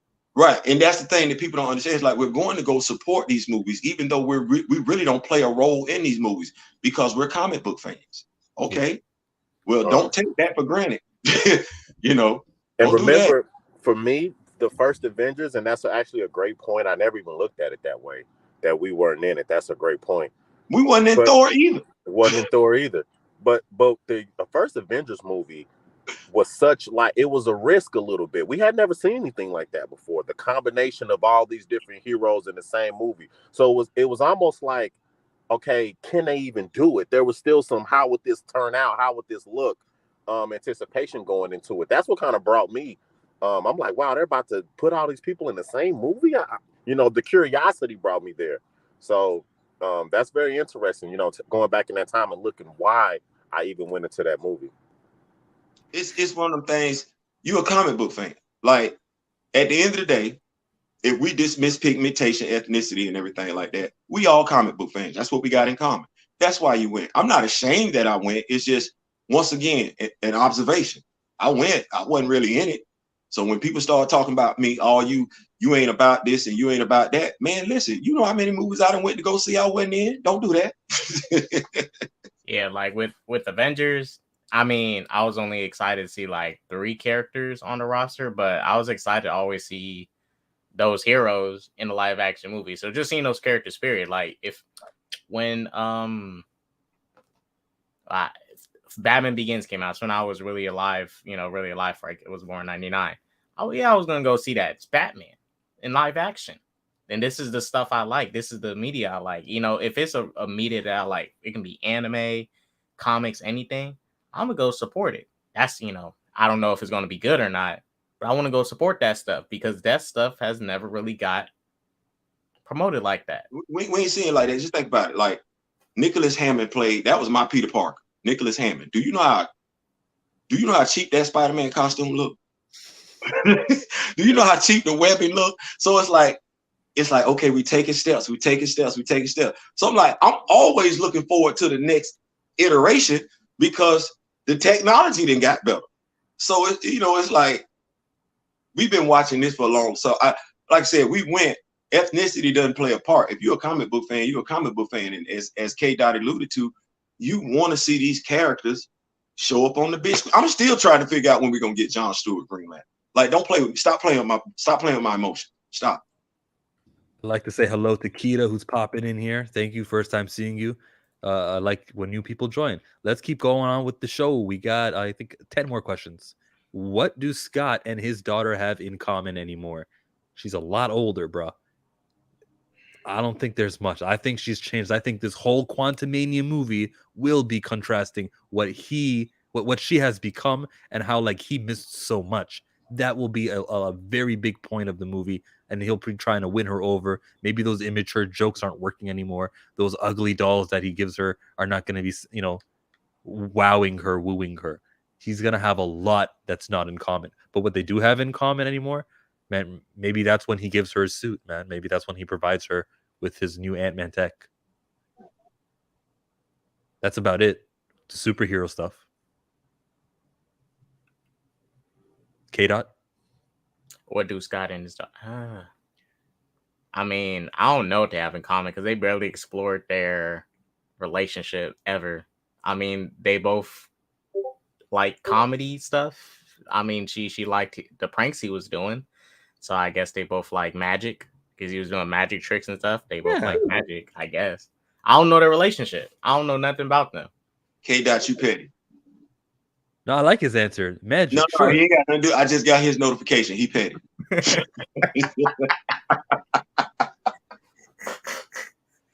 Because I saw somebody put out a video I saw talking about a video defending Shuri, not Oh, Momoon, I'm gonna have to dip out, but I'd love to hear more from Theo. Lates, hey, his channel is I Ain't Saying, I'm Just Saying. Please Theo Butler. Come rock with me. We try and have good fun over there. I am a diehard Black Panther fan. I can't help it go all the way back. Come on over, rock with me, nation, and everything like that. We on our way to 500. I'm looking forward to it. I'm gonna talk to my wife and see what we can do to get some shirts out here, to get to people.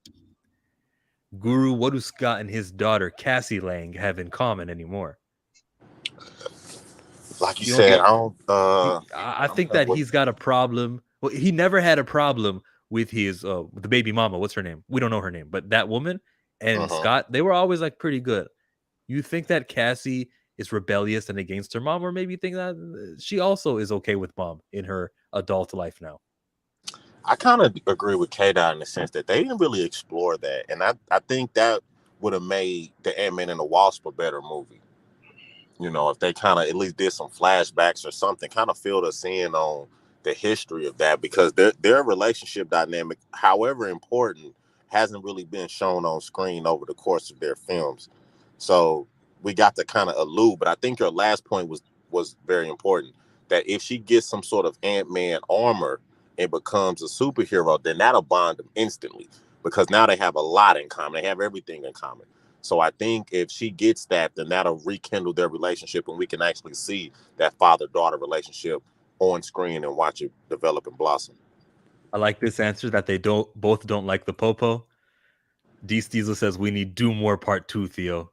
I got you, man. I'm coming. I promise you I'm coming. Question 25, Theo. What alternative name can you think of for Wakanda Forever? Ooh, dadgum. Shout out to the job. Dadgum. I don't want to misquote him, but he said something. He said he called it Black.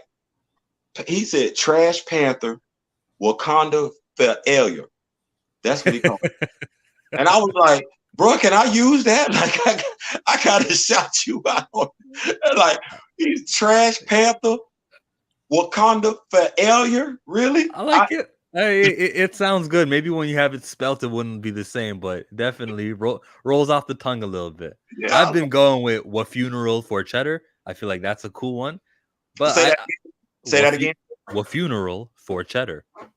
Like, it's basically what it is. What they advertised, at least that's what they marketed. Really sad music, sad. All the women are all in white mourning. We got to see a mural of T'Challa, which means you use Chadwick Boseman's face to market the movie, which is straight up insensitive. But whatever. I meant like alternate name, like I didn't mean it in that way. I meant it more so like the movie's plot is about Atlantis versus Wakanda. It should be called Namor: The Rise of Atlantis. Oh, there we go. I like that. I'm sorry, Namor: The Rise of Talokan. Namor, King of Talokan. That's what it should be called. Oh, because it's not Atlantis.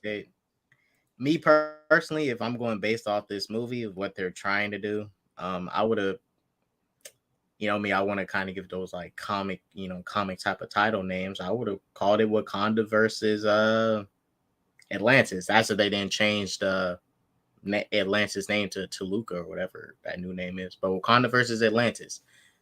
You don't have to put the Black Panther in the title, but just call it Wakanda versus Atlantis. Marvel Studios, Wakanda versus Atlantis. Simple. That's pretty dope. That's actually a great idea. Take Black Panther out the title and say Wakanda. I don't know. That's a good question. I would have said, Black Panther Wakanda shit is this. Wakanda shit is this. Isn't this basically a Namor origin story though? Right, that's why at this point, and that's why when I saw the trailer and I saw the Namor promotion, I was like, you might as well at this point should just made a Namor solo movie. And can I say this real quick? Mm-hmm. So this me just being observant again. We talk about inclusion, Black representation. In the first movie, we had 7 males and 6 females, all Black. Okay, here comes the red pill talk. We had 7 males, 7 Black males, and 5 Black. That's what it was. We had 7 Black males and 5 Black females, and they all played prominent roles. In this movie, we have 1 black male and 6 black females. I promise you, this talking point of So yours means we went nothing from to me at 12. all. We I went don't. from 12 down to 7. Yeah.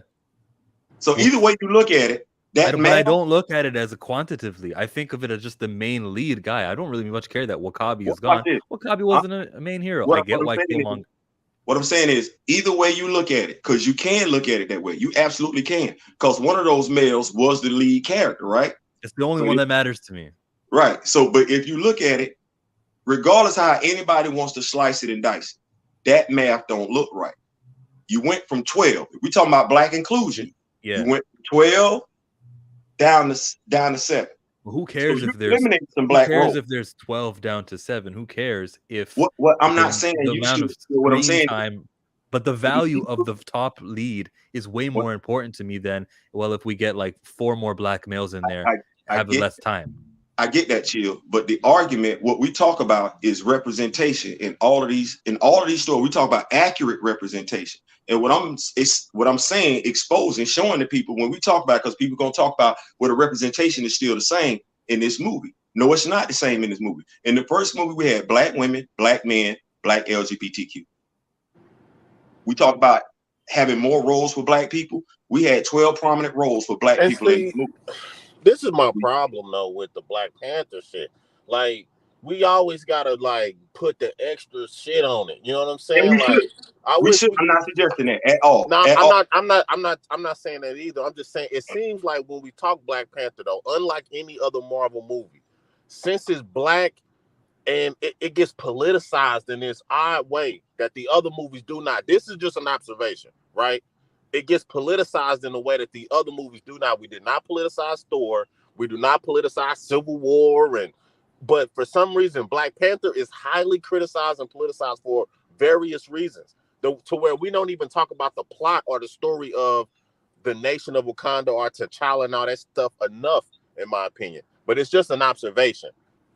It's an astute observation. We haven't even got T'Challa really hasn't done anything in the MCU except fight his family members. Ouch. Yeah.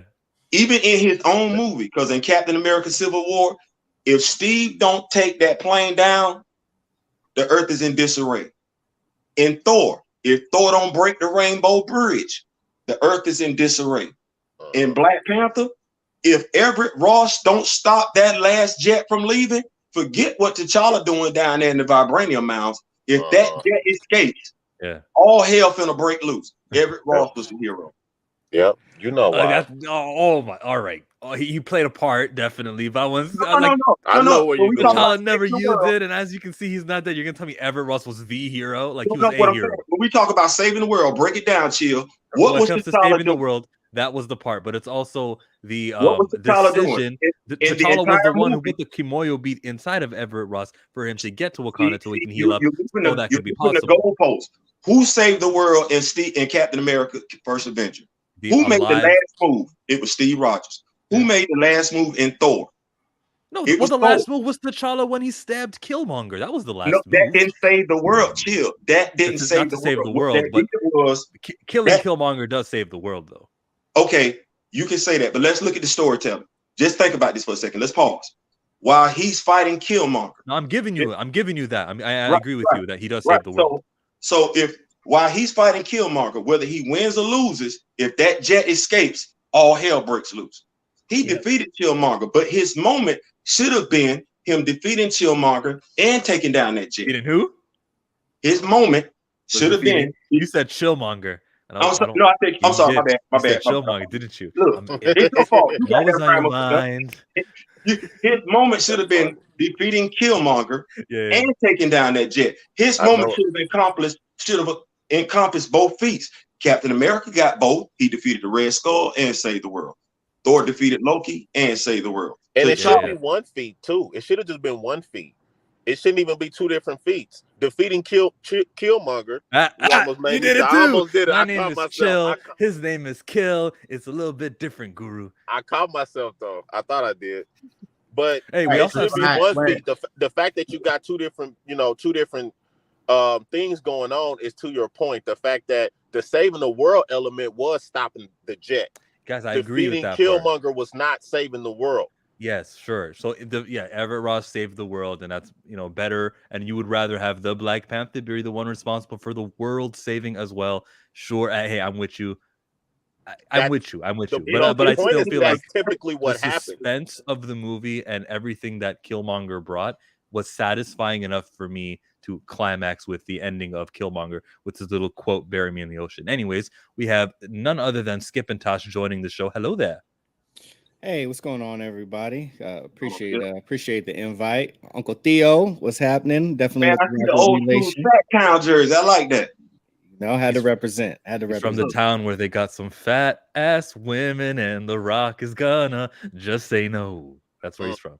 You can't just let that die, can you? Thanks a lot, Rock. Thanks a lot. Who is the best sister in the MCU, Skip? Ooh, I was going. Oh, man, I was thinking about this too. Man, this is tough. I mean, because I like them so much, I'll go ahead and I'll say Nebula. And also like a little shameless self-promotion. I did a fairly in-depth video on Gamora, Nebula, and their relationship with their dad Thanos. So as a single father who has two daughters, I think I had a unique perspective on that. So check that out. That sounds dope. Yeah, and it ties into Infinity War. One of the coolest tie-in comics that you'll ever read, especially if you're into all of that, will be that. Yeah, so check that out sometimes. I'll send some links around. But yeah, let's go with Nebula. And 25 was, what alternative name can you think of for Wakanda Forever, Skip? I'm just gonna leave it at Wakanda Forever. If you take the Black Panther out of it, I think is that much more of an honest title. Let's read these. Wakanda and Friends Forever. We got Black Panther Rising Tides. Cool. Yeah, that's a nice little name, Richardo. I like that one. Claws of the Panther. A comic book fan. Aglax says, my favorite independent artist relies on the funding and distribution of the company they work for. You're mocking me. Yeah, but that's not exactly what I mean. But you heard what I said, I'm sure, before you wrote that. Black Panther 2, War of the Nations. Love it. Namor, Water. Shut the Tony. Kendall, hey, normies to nerds in the building. Kita says Black Panther Forever. Yeah, but it's like, what's the difference? You just took out the word Wakanda. Come on, Kita, be more creative than that. Yeah, Kita, you're new here. I get on my chat from time to time. D. Steezel says Namor, Imperious Rex, Talakon Forever. There was only one black male in the trailer that has a name. What, M'Baku? Yeah. They should have brought Wakabi back. Well, scheduling conflicts. Civil War. Wording. His family and the Outriders. All right. He also got a lot of people killed for a bunch of white people. I'm not going back into that conversation. Chillmonger, Realmonger. Oh, check it out. You guys interested in Love Chat XYZ, the best adult dating site? I'm married. You. Hey, wait a second. Who says it's the best? It's from these guys here. It looks pretty credible. Look, we have heart emojis. They got more than one heart emoji too. I'm married. I'm good. VI with Virgin Islands or 5. See, that's the thing. You don't know. That's very romantic. Weird. Best adult dating site. Yeah. As opposed to young people dating. Yeah. As opposed to what? Yeah. Yeah. Damn sex bots, love bots. I reported the bots. Thanks, Mike. You don't got to do that stuff, but thank you. Let's get back to the show. Oh wait, Tony has one last one. Black Panther, top flight security of the world, T'Challa. Top flight security of the world. Top flight security of the world. Okay, I don't get it. What's funny about this? It's a reference to Friday. Friday, yeah, with Mike Epps. With Mike Epps, yeah. 26 of 33. Where does Cap keep his shield when he sleeps? Definitely close to him. I don't think he would sleep with it underneath him, but somewhere within arm's reach, 100%. Hey! Can I throw one out, Uncle Theo? Can I throw one out? Go ahead. For my people that appreciate their service. Yo, when you out there in the ish, hey, like you sleep on that shield. Sometimes you sleep with your head on rocks, you sleep with your head on your sack. You know what I'm saying? Like, so Cap sleeps on that shield. Hey, and shout out to the part where him and Falcon first met, and he talked about coming back home and how sleeping on his bed felt like he was sinking into a marshmallow and all that. Hey, Cap sleeps on that shield for comfort. Him and that shield boy be nuzzling up. I'm just saying. I ain't saying. I'm just saying. Right. If that shield ain't a headrest, that's who we laying next to. Okay, so it's the pillow. Shield for the pillow. I mean, say pillow. I My think guess was he gonna be definitely pillow. keeps it in arm's reach. You know, hey, he's a soldier who he would never know. Somebody try and sneak up on him and kill him in his sleep. He is a public avenger. His identity's known. He definitely keeps it at arm's reach. Probably have it right next to the bed. You know, right next to the bed, ready to go. Look, and that's the throwing motion too.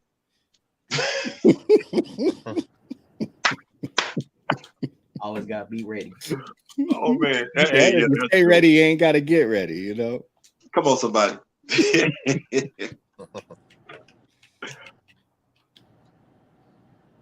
Who pays Val? Is that the lady who recruited Elaine from Seinfeld, the Madam Hydra woman. Oh, Hydra. She's associated with Hydra? Hydra.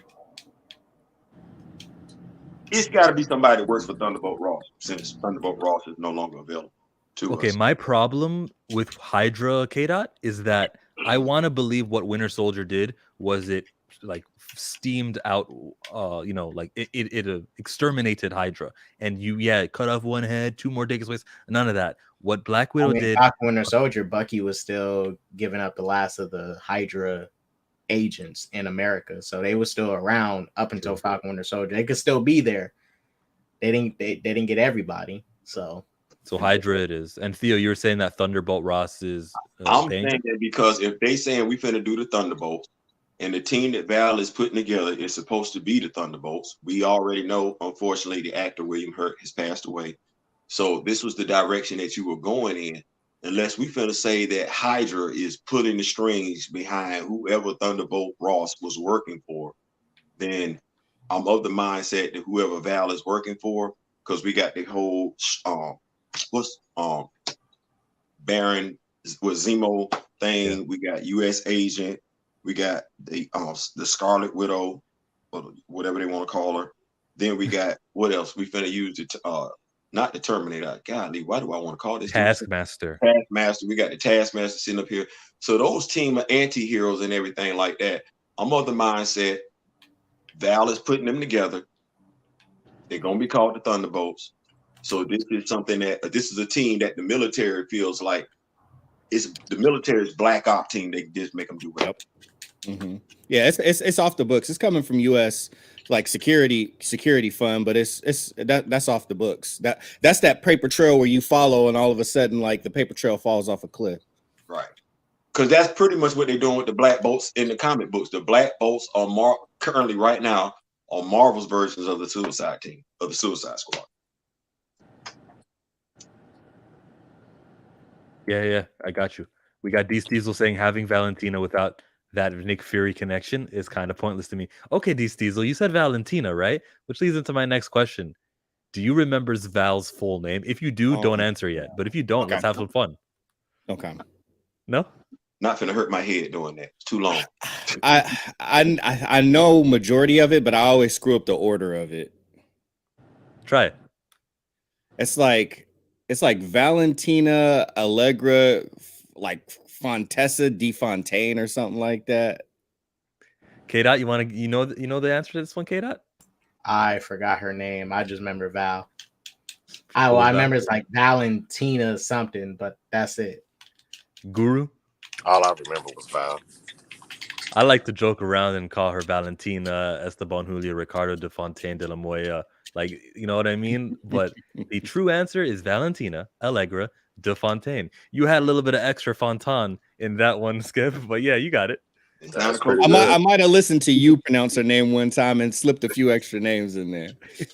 It's funner when we do that. 29 is, what is an MCU moment you would say nope to, Guru? I already know mine. It's easy. What came to mind first is that portal opening up over New York. Nope. Yeah. Nope. Yeah, this is a tricky one. I wish I had one in mind before I asked it. Let me think. Well, what was like preposterous in the MCU? Giant eyeball running down, breaking down. And Doctor Strange. That's right. Hey, if I was on that bus with Shang-Chi when the Razor Fist guy popped up, I would not be the one recording. I would not, that's a nope moment for me. Next stop, please. Like that's not happening. Ooh, that's one of the Yeah, I give you a nope one that'll affect continuity a little bit more, and it's easily the moment that has pissed me off the most in MCU, like beyond everything. I would nope out to having an alien cat in my lap that could potentially scratch my eye out if my name is Nicholas J. Fury. Right. You know what? You ain't never lied. That's the first nope moment. 1994. Yep. That whole name Or pronunciation. Nope. I was gonna say something, but that's it. I would say my nope moment is getting manhandled by Thanos and letting him pick me up by his finger.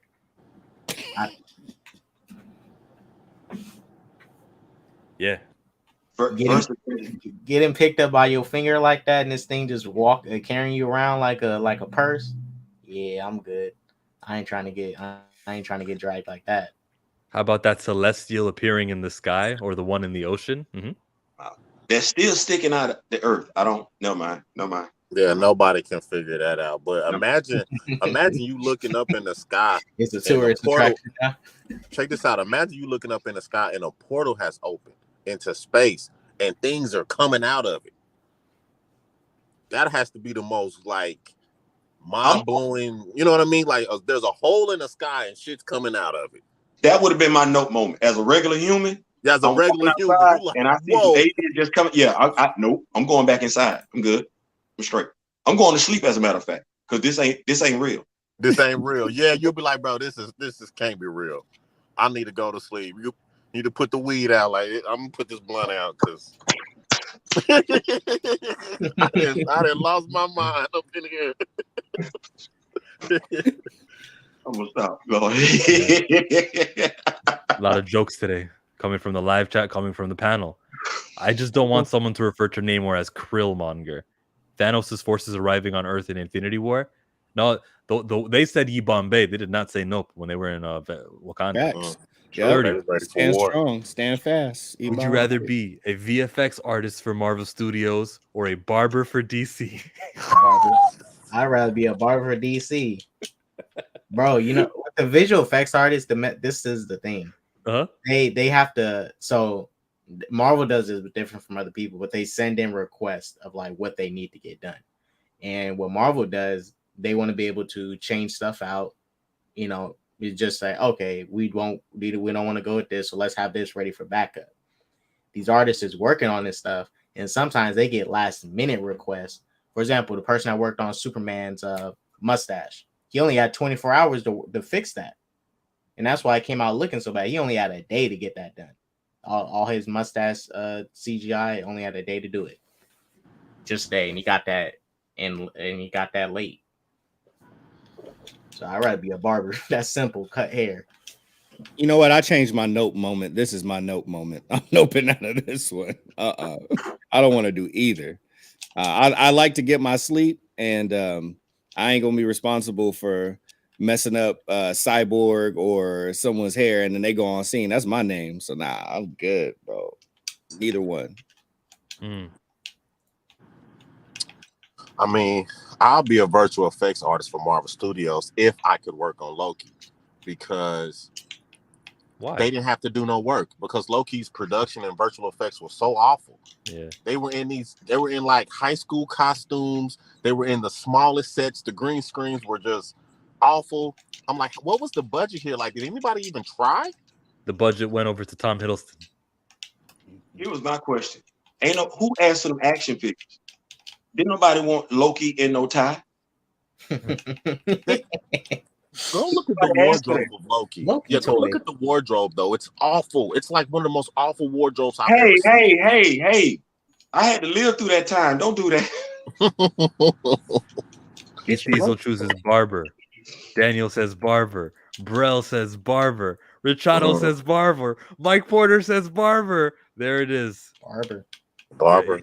Because the Unanimous. thing about the thing with cutting hair, once you cut it, if you don't got to cut it for like the next 2 weeks, depending if you black or whatever, you ain't got to cut their hair for like the next 2 weeks while they filming. So you good. Infinity adds, how come nobody's asking if perhaps it's not Marvel's fault, but perhaps the company they work for? Maybe they have bad management / owners. No, Trinity, it's Marvel's fault because they treat the VFX artists like people who just work for nothing, because they will change the movie and say, here, you're going to have to do this VFX. We wanted a round ball, and now we want a flat square. Go. And there's only 2 months until this comes out. It is on the creatives at Marvel. Yeah, that's right. They send in a lot of, and even the directors don't get to see some of these changes that get to be done, so they can't really oversee. Hey, I want this here, I want that. Like, I think some of that took place with Doctor Strange Multiverse of Madness, because they just let it be known that whole fight scene with Wanda and the Illuminati, them cats wasn't even there at the same damn time. Yep. These VFX studios probably don't want to say no to Marvel, so they take low bids. Yeah. Maybe they get high bids, but the manager pays the people terribly. Listen, if you're working 7 days a week, I don't care what the bid is. That is not a sustainable practice. Every job you have should be 5 days a week at least. At most, it should be a 5 days a week as the standard. And if you're entering days where you don't have a weekend, then you are being overworked, regardless of what the money is. In my opinion, that's not in my opinion. That's a fact. Yes. Allow me to say this as well. It seems like the virtual effects problem is due to the result of them expanding so much content and creating so much content now that they're kind of wearing themselves thin. They never really had this problem in the original Infinity Saga, but now that they're doing TV shows and movies, Black Panther, that sucked. The final scene sucked. But that movie had some production problems the entire time. Yeah, because the Black Panther, they snatched the team away. It's not that they could have made that final act perfect, but Kevin Feige pulled the team. Yeah, on the VFX. So that was like pulling resources. Right, but normally normally things look pretty good with Marvel until they expanded. Now they're doing so many TV shows and movies, and now we're starting to see the effect on the virtual effects team. We're starting to see that now. They didn't, I guess, prepare properly to keep the same quality. Oh yeah, that could be on the manager. Has anybody ever had a bad manager? Yeah. Thor: Love and Thunder was too wacky for me. That's not the correct spelling of two, Adnan. And you didn't capitalize I. I want a stronger, furious Thor. Again, no capital. Not silly, funny Thor. It's not a Guardians movie. Only capitalized Guardians. You got red underlines all over that one. It's not on Marvel to manage the VFX company. It's not on Marvel to manage. But like I'm saying, they interfere with the process. Here's what I'm saying about that. It's what we say in the Marine Corps. I don't know if they have it in any other profession in life. You inspect what you expect. If I expect greatness, I'm looking for greatness. I need to give you every opportunity to be great. I'm doing business with you. I'm not setting you up for failure, because if I'm setting you up for failure, I'm setting myself up for failure.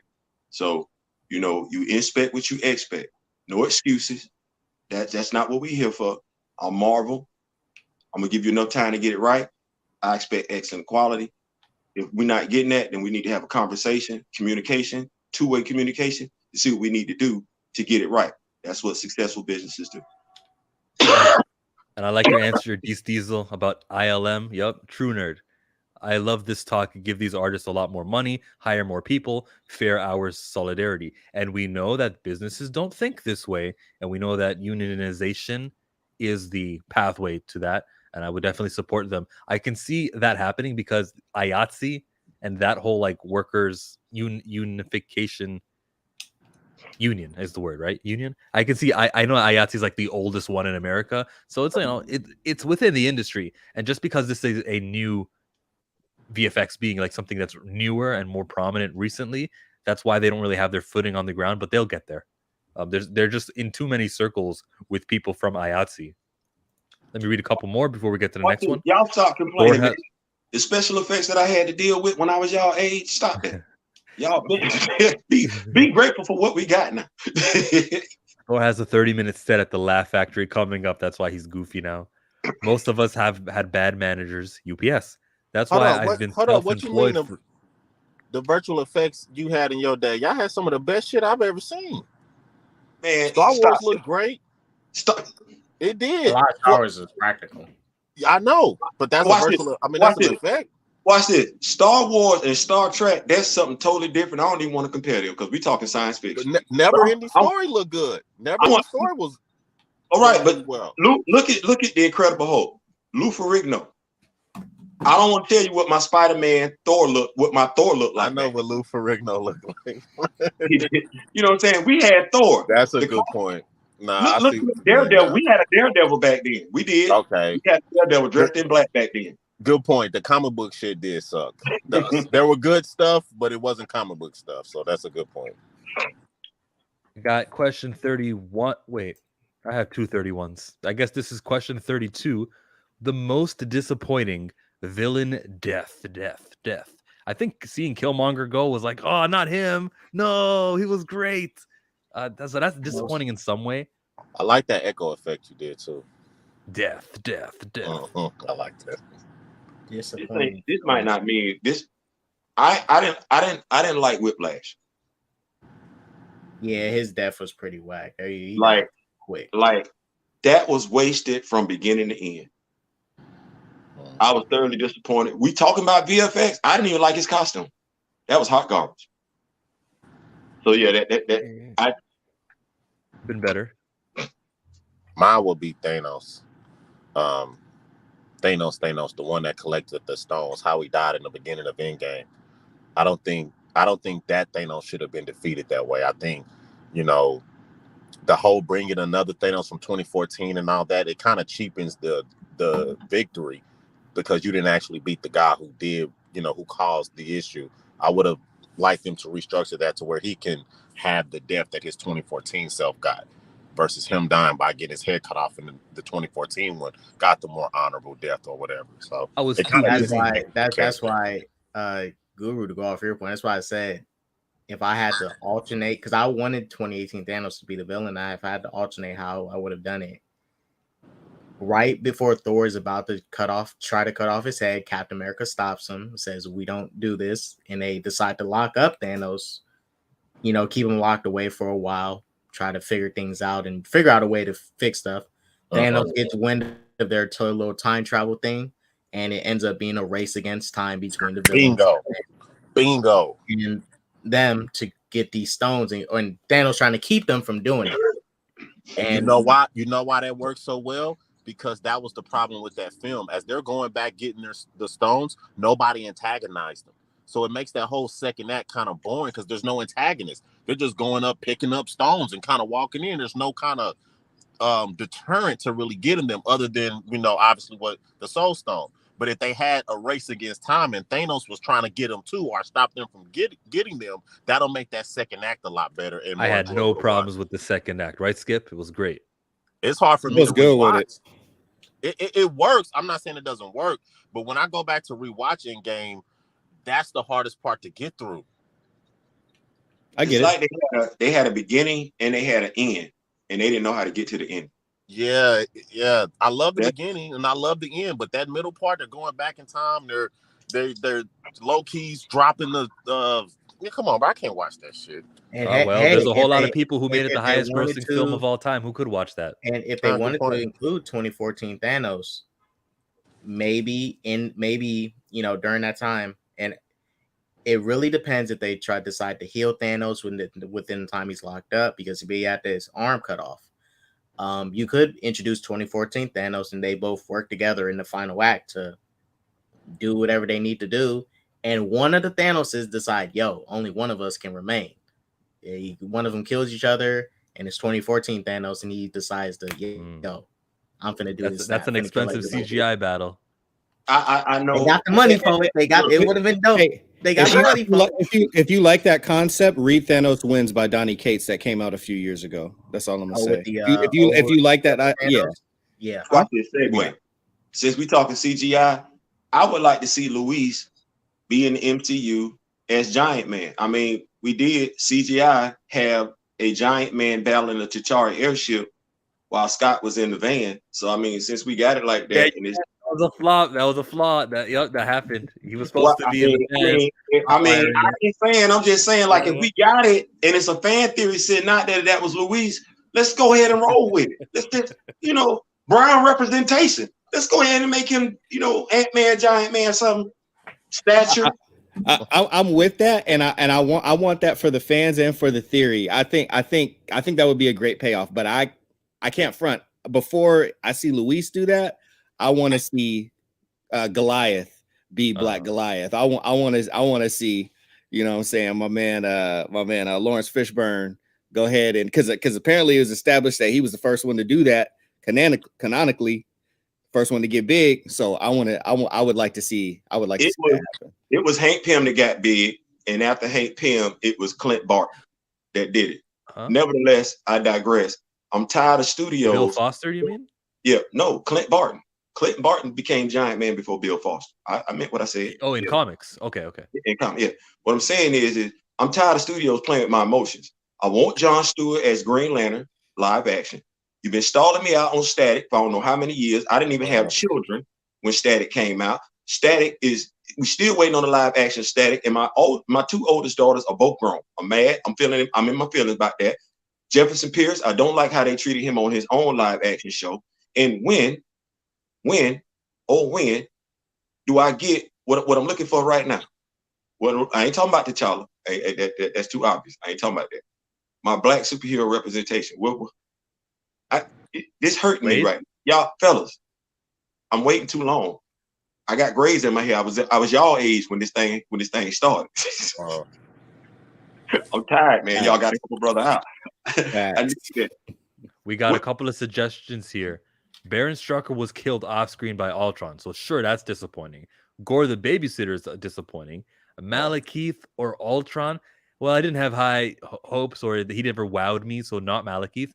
Ultron's death wasn't disappointing to me. I like Vision, the way he took care of him, and he's like, well, I was born yesterday, and took care of him that way. That was a good death.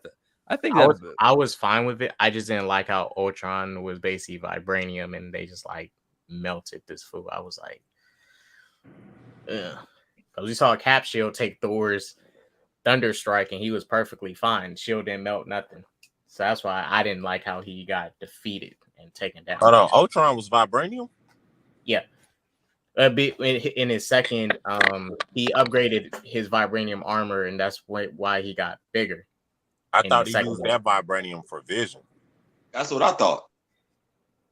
So he wasn't, but the vibranium he was collecting, he used to build Vision, because Vision is 100% vibranium. Yeah. I'm gonna go with it's a reoccurring theme, I guess, with me and Captain Marvel, but I'm gonna go with Jan Rod in Captain Marvel because everything got built up. And I really like Jude Law, and he brought so much passion and charisma to that role. But right as there was that part to have another climax, it's not a death. Oh well, yeah. He didn't die.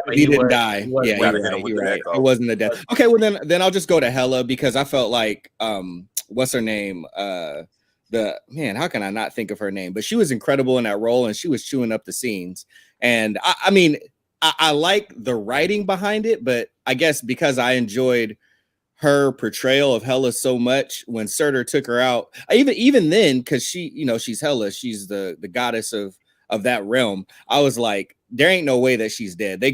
If they bring anybody back, they got to be able to bring her back because she's not going to Valhalla. She's going right back to where Odin had her trapped. So she got to be able to come back. Making Ultron a one and done villain was a very odd decision. Not really. I could see the logic for making anyone a one and done villain because these are movies, not monthly comic books, which we're trying to keep you to buy for years. Movies come once every 3 years for a character, and then we got the team up movies. So you're not gonna keep repeating the same story points. I can see reasons for killing them because then we're gonna ask, well, where are they now, and why aren't they? You know. But to be fair, with the MCU, they are making a movie universe. So in their case, they do got to dial back on killing some of these. Exactly. Like we're playing somebody that was simply. Watch this. This is the running joke that's going on with the She-Hulk Disney Plus series. Yeah. Y'all got these maximum security prisons. Who in them? Because y'all done killed damn near everybody. Who in them? Yeah, that's a good question. Maybe Blonsky, apparently he's the only one. Good answer. They got the Raft and the one where Jessica finna be working at. Who in them? Why did we do it? Abomination. That and that's why for He's that's made why I of say plot stuff armor. like the Raimi Spider-Man trilogy and Nolan movies, even the Superman, Reeves movies. Those movies knew we just going to be 3 movies, so they could kill off those villains in a sense because only going to be 3 movies. This is done. We're not continuing nothing after this. But the MCU is doing the universe. I'm not saying they can't kill some villains, but they do need to lessen on killing some of them, especially the arch enemies. Like Ultron. Ultron is a like Avengers Ultron. arch nemesis. You can't kill him because you could use him later, but you can. Like you could be around though. I mean, it's easy to bring him back because he's in the cloud, basically. Age of Ultron, where the Vision rips out the thing or whatever. That doesn't have to be the end of Ultron. You know what I'm saying? Like, don't even paint it like that because as comic book fans, we want them to come back. As movie-going fans who want great stories being told, showing up on the picture, don't care about the comics, you would want to see a great reoccurring villain. They ain't coming back movie after movie after movie, but 2-3 years down the road, hey, somebody coming back. Yeah, I mean, as long as they balance it, because you do need to kill some, but others you need to leave them out there so that way there's like, even if they never come back, the fact that there's a threat of them still lingering in there, that's what builds anticipation within us fans. So some need to die, but I think they killed too many. I would agree with that. They had no plans for Mysterio, and he really did die. Then Mysterio was a disappointing death too. Yeah, Mysterio was just wasted overall. I did not like that. Really, especially Spider-Man villains, you can't be killing them off, especially because Peter doesn't. Not that Peter didn't kill him, but it's just like you can't kill his villains because he needs them. Because Spider-Man, he's always fighting these dudes every single. We're world building here. We're world building, as K Dot is alluded to. We're world building, so you can't kill off every villain. Some of these villains, they should be too powerful to be killed off. They should just be defeated. Especially the first time around. Some of these villains kill them off. Some of these villains, they gonna serve a purpose down the road. You incarcerate them. Yeah, we can't even get a story where we got a massive villain breakout right now. Who breaking out? If they had Ultron around, I could imagine Ultron in an Armor Wars show being someone like plugged him in the computer, and all of a sudden, there is potential there. Hey, Omi-Wan the homie, aka Beskar Batman, he says the most disappointing death with Thanos in What If, when he gets sliced in half by Ultron and Thanos had 5 infinity. I didn't like that either. That'll be another one for me too. The conversation between Ultron and Vision was very well done, but they just killed him off. But I have a feeling Ultron will come back at some point. Hey, maybe Armor Wars will be the one. You are watching 33 Burning Questions. We asked 32 of them. We've got Chillmonger. I was joined earlier by the Basco Scenario, Black Guru, I Ain't Saying I'm Just Saying with Theo Butler, Skip and Tosh, and SSJK.Sanctum. The final question I'm asking is, who comes to mind when you hear Marvel? First hero. I mean, you could say Stan Lee, but I mean the first superhero, probably Spider-Man. Captain Marvel. What? Say that again. Captain Marvel. Wow. Like Marvel. I just, for a long time, even when I was a kid, I was a Marvel fan, and I forget what the name of the series was, but they made like these big old, like oversized, like statues, and I would keep mine in the box and stuff. And Captain Marvel was the first one that I bought, and I know I still have it in storage somewhere. I just got to get it out. But yeah, I've always been a Marvel fan, and the death of Captain Marvel to this day by Jim Starlin is still my favorite comic book of all. Still don't know why that dude ain't back yet. Still don't know why. He's had his day. He's had his comebacks, a few here and there. I think in Avengers vs. X-Men, he was back alive because of the Phoenix Force for a short little tie-in moment. Yeah, there was something quick like that. So, but yeah, he's gone, and it was cancer that killed him, which is weird because it's superheroes, and they just were done with him. They didn't want further that character anymore. They're happy with what Carol is doing, and that's what they're doing there with Captain Marvel. I can't believe that was your answer to the question, that he would come to mind when you hear Marvel first. That's random. I mean, it's literally in his. It's literally in his name, is in his name too. So like I just have a unique history with him. If I hadn't, then somebody else would have came to mind. But I have a unique history with Captain Marvel from when I was young to now. The Jaded Fanboy says Silver Surfer. So I guess because it's your favorite, that has to do with it. Okay, then let me ask you guys who have favorites. Because there's Spider-Man, there's Thor and Cap, there's Adam Brashear because of Blue Marvel, I guess. He has the name Marvel. But let me ask you guys who have favorites. I'll get to you, Theo. But let me ask you guys who have favorites. Then who's your second, third, and fourth? My point for asking this question is because I want to know, or I want to expose to you how many white superheroes you think of and how that's not dangerous. That's opposite. It's antithetical. I'm trying to be smart, but I'm not using the right word. But that's basically not what I want. I want you to think of superheroes, Marvel, and then think of like this guy from this part of the world, that part of the world. He's darker, he's lighter, and it to be a uniting thing. But that's the reason I'm asking this question. It has a lot to do with the previous video I just posted. Let's go to Theo first, and then Skip. Let's go to Skip. I got two Captain Marvels. One's name is Monica Rambeau. The other name is I got that Captain Marvel, Monica Rambeau. I got a Blue Marvel, Adam Brashear. I got Aurora Monroe, and I got T'Challa. You really think of those four dudes when you think of Marvel Comics? If I don't, nobody else will. Huh? I like it. Makes sense to me. I ain't got no list, but I think, I just think Wolverine, the claws, the yellow, the blue, the whole, I think when I think of Marvel, I just think of Wolverine. Like he's just aesthetically represents Marvel to me. You know what I mean? It's so different than DC, some of the DC designs and stuff. I mean, so when I think Marvel, I think of Wolverine. Yeah, wasn't he in the center of Capcom versus Marvel video game? Yeah, I think that's probably where I remember it from, because he was in the center. Yeah, I know you do. I think that's why. Yeah. Next.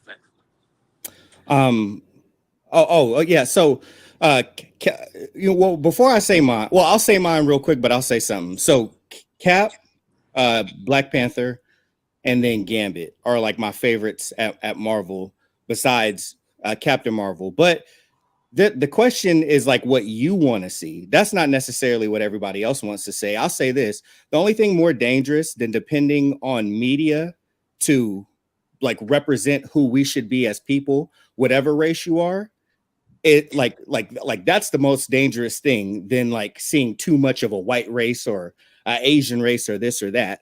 I wasn't raised to look up to fictional characters and all that stuff to be a representation of who I should be as a person and who I should act. And I know not everybody has my upbringing, but you weren't raised. Look into fictional characters to be the standard of who we should be as people and what the world should look like is not a good way to go. Okay, we should be looking to our community. We should be looking to our parents, and us as this community should start getting out of that mindset that those are the people that we should be looking to. I think it's two different conversations, because I understand what you're saying. Two different conversations, because I understand exactly where you're coming from. Yes, we are. I should be the role model for my children. You know what I'm saying? Like I should be that. You're absolutely 100% right. If I'm looking at a role model, how to carry myself, conduct myself as a man and everything like that. And anything past entertainment, absolutely. But now to Chillmonger, that's why I say I think it's two conversations. If we're going to put me out there for the world to see, not the real me, but a representation of me, then I need that to be right. And that's not what I'm saying either, though. That's a good point, though. What I'm saying is like, and watch this. The world ain't one color, so it should. If we're looking at our media should be a reflection. We're not looking at it to be the end all say all, but the media should reflect those who are watching it. And right now, what we're witnessing to a degree is, to your point, I'm gonna go back to your point. The media is spending how we're being reflected. Now that's wrong. It shouldn't be how we're reflected. Okay. The media shouldn't twist how we reflect it, but we do. Go ahead. I'm sorry, Chill. As good as you were parented, and as well as you're parenting the next generation, and how you don't say these are the examples for you to become to your children. Not commenting on that, I think that's exceptional, and I'm not criticizing it. But I do understand that if the major media appearances happen to feature mainly white guys in the top positions. That is dangerous to just because you're not recommending, hey guys, be like that. But if all they ever see, they young people, not just because that's not all they ever kids. see. That's that according to you, that's majority of what they see. That's Yeah, not majority, all they ever majority. see. You're right. And for years, it hasn't been all they've ever seen. But okay, watch this. majority. Let me flip it if I may.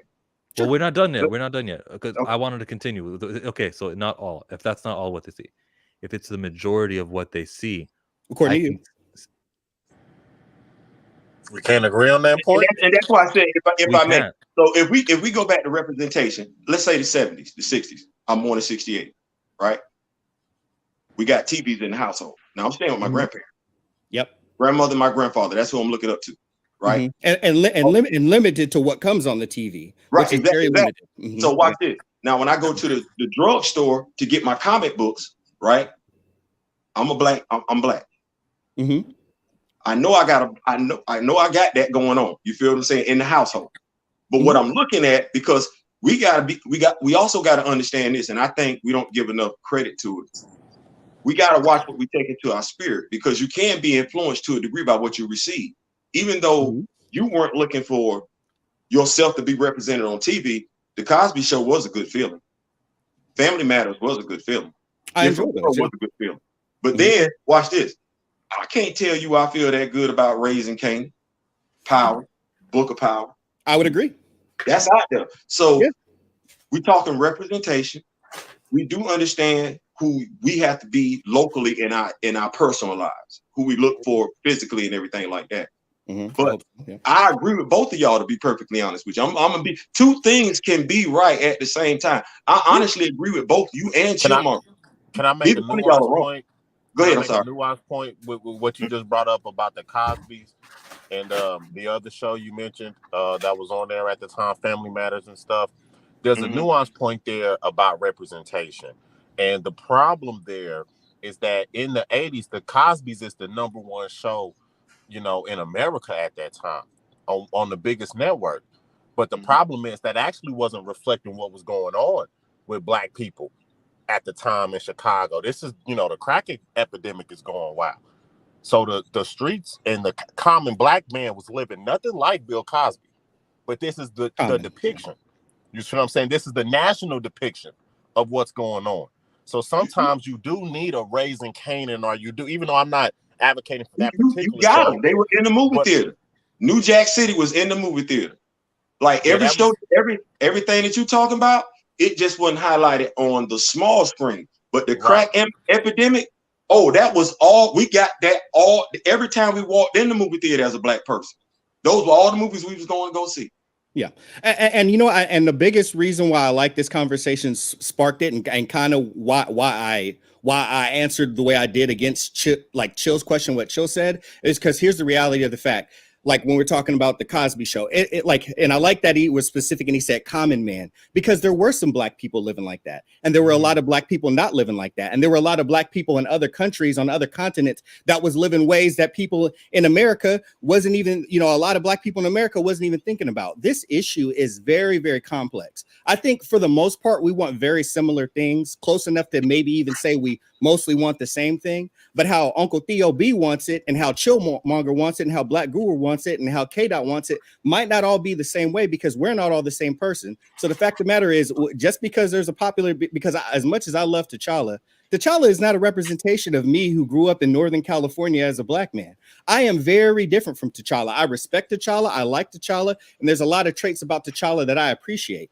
But the way that me and T'Challa would go about things is two different ways, and how some two different people that are different races view me as a Black man and T'Challa as a Black man, if they really got to know us, wouldn't be the exact same way. It's a very complex issue that does need to improve, but how we all want to go about it and how we all get there varies, as different as our personalities are. So I just want everybody to stay open-minded.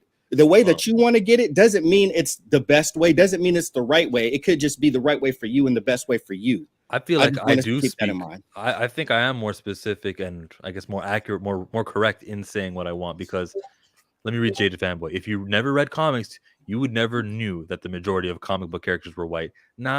We know that the majority of comic book characters at the top tier are white. I know that the ones who make major media appearances, who get the $200 million budgets for 17 straight films in the MCU, were white. It's not until the Black Panther happened, and then they go 12 more movies until the 30th movie, which is Black Panther: Wakanda Forever, where it's not a white guy in the lead anymore, and that's getting a lot of budget. That's how one-sided it is to me, and that's how I see it. And although we are parenting our children, or we're putting in front of our kids good diverse representation, although we're doing that, we cannot ignore that there's an obstacle, and there's a heavily there's an influence and just an abundance of white characters in our media, in all these franchises, and that exists, and like the ones that get the most money. And because of that, that's what I'm fighting, or that's what I'm fighting that. Yeah, I can bring my kid in front of the computer and say, hey, watch Gracie's Corner, subscribe to this channel. And you guys know Gracie's Corner, right? You guys? No, what's Gracie's Corner? The colors, all of the colors. Okay. Oh my, Gracie's Corner is the truth. It's like a kids thing. I just mean that you can expose your kids to that, but it's not like that's what's being recommended for the as much. Who left? K-Dot left. K-Dot to Gracie. K-Dot introduced me to Gracie's Corner. I saw him tweeting about it when they did the alphabet song. To everybody's point. Like I said, learn how to read, learn how to talk by reading comics and everything. So I've always wanted to create my own comic book. In the 5th grade, JHS 120, Bronx, New York, and everything. I got my classmates. We got notebook paper. Me and my best friend Edwin Mendez. We say, hey, we're gonna do a comic book. He put his superhero team together. I put my superhero team together. What? Now, release the majority. Now, the majority of my characters are white. It wasn't until now I'm 5th grade. I'm black. The majorities of my characters in the superhero team were white. Do you believe that the majority of superheroes in prominent positions being white influenced that decision? All I'm gonna say to you is this, because I'm just gonna tell the story. People can decipher what they will. When I moved to Camilla, Georgia, after my mother passed away a month before my 14th birthday, I'm in Southwest Georgia. I read comic books. I go to my friends. I'm in Southwest Georgia in the 80s. I take the comic book to my friends. You know what the question was they asked me? Why you got all these white people in here? I had to go back home and answer that question because I couldn't answer it right then. Because it was you know what what impacts me the most? The inference for them to even ask. Why was that their first ask? Like, what's going on in their life in Southwest Georgia to where they look at it, they're not going to comment on the artwork or the plot, but they're going to look at it and say, why is there so many white folks in there? That's the first thing that came to my mind too. Southwest Georgia in the 80s. Camilla, Georgia. Well, if Camilla, Georgia sounds familiar to y'all, that's because just here recently, a few years ago, it made national headlines because the grave sites were still segregated. Makes sense. So think about what I'm saying. Less than 3 miles down the road from the local Walmart in Camilla, Georgia, is a huge Confederate flag flying, large enough to cover up a highway that's 4 lanes with a median. So when that question, that's what I said. I'm just gonna tell you what happened. I moved to Southwest Georgia. It's still Confederate flags flying. Camilla, Pelham, Thomasville. People say what they want to. I can still go to Georgia, and people still look at me sideways like, "Who you talking to?" So when you ask that question, why was that the first question that they asked? I can't tell you, and I ain't gonna even tell you why they did it. All I know is that as somebody who is proud of my people, I would take a bullet for my people. I don't like where we at in America right now. I don't like us being divided, being pitted against each other and everything like that. I can say all of that to you. Low key, I felt that way when I was in the 5th grade, but most of the characters in my superhero comic book, which was about 8 deep, it wasn't but one of them black. I appreciate that story, Theo. Huh? Great. I appreciate that story. Hey, man. I grew up on Sanford and Son, Good Times, and What's Happening reruns during the 80s. Oh, we got another old man in here. You look old, Gray. Look at you. I wish I could full screen you. Oh, yeah, the Miami Vice Cosby Show. Thanks to reruns, I watched the Cosby Show too. It was on Superstation. Now I got questions as to how old you really are, because you dating yourself a little bit. Yeah, I shouldn't do that anymore. I don't like talking about you said you white. Chill be trying to keep it G14 classified, but he be letting little things slip. He be leaking little info. I have stuff. One time I talked about the Justice League animated show, and I'm like, I grew up on it. I said that in my most recent video, which I implore you all to watch as soon as we're done this. But like I mentioned that, and I'm like, should I have said that? No, I'll keep it in there. But yeah, I don't like talking about myself. You guys know how it is. We got Kita who says nice to Gray. Yeah, it was nice. Thanks to Kita, thanks to Gray. Do you guys know who these people are? Because I don't recognize the name. Man, I see my dog right there. I see him right there. Got them eyes. I see you big time. I see you. 43. Yeah. Okay. He is old. Kita. I guess you guys know each other. Well, thanks for joining and thanks for kicking it with me during this 2-hour stream. That was 33 burning questions. I'll be back again on Saturday, God willing. We got Black Guru, Skip and Tosh, and Theo. Why don't you guys talk about yourselves before we close out? Starting with Theo. I ain't saying, I'm just saying all Black Panther related news, Wakanda related news. We don't leave nothing back. Men, women, LGBTQ, we discuss it all. We discuss Wakanda in its full entirety. So yeah, it ain't to get it right, it ain't to get it wrong, it's to be accurate. Black Guru. Yeah, nothing much, man. Y'all just go ahead and follow me on YouTube, The Black Guru. Keep a lookout. Pound for Pound Media Group coming soon. We're going to take it back. We're going to keep this music and this movie's going. So y'all go ahead and follow me on YouTube. We're going to keep it popping. Skip and Tosh. Hey, I'm getting live again. Put up another video yesterday. I got an early edition of the Ice Cream Man Sunday Edition Deluxe. So I put up a little unboxing of that. I'm going to do an overview of it today. And I'm going to be back on Twitch soon. So y'all can follow me over there, Skip and Tosh. I am a part of the Rock With Me Nation. And I am working on a defensive power forward so I can get in there with Uncle Theo B on 2K. So man, catch me on Twitter. We both might be on there. Me and Uncle Theo B discussing things. Who knows? Let's see. I would like to thank you, Daniel, for kicking it with us. Mike, yeah, we knew you're old, Mike. We got, and then Omi-Wan says, I appreciate all of this talk and thank you for sharing your points of view. Love it. I love that this is happening right now. I'm Chillmonger. Check out my most recent video. It's really important to me. You guys can also look at ssjk.sanctum, who talks about the Milestone documentary most recently. And what did Basco say? What did he tell me? He had his chance to plug himself, but yeah. Those are also the guests in here. They're in the description if you want to just find them. They're a click away. So again, thank you. We bid you adieu, goodbye, mwah, and good night. Bang.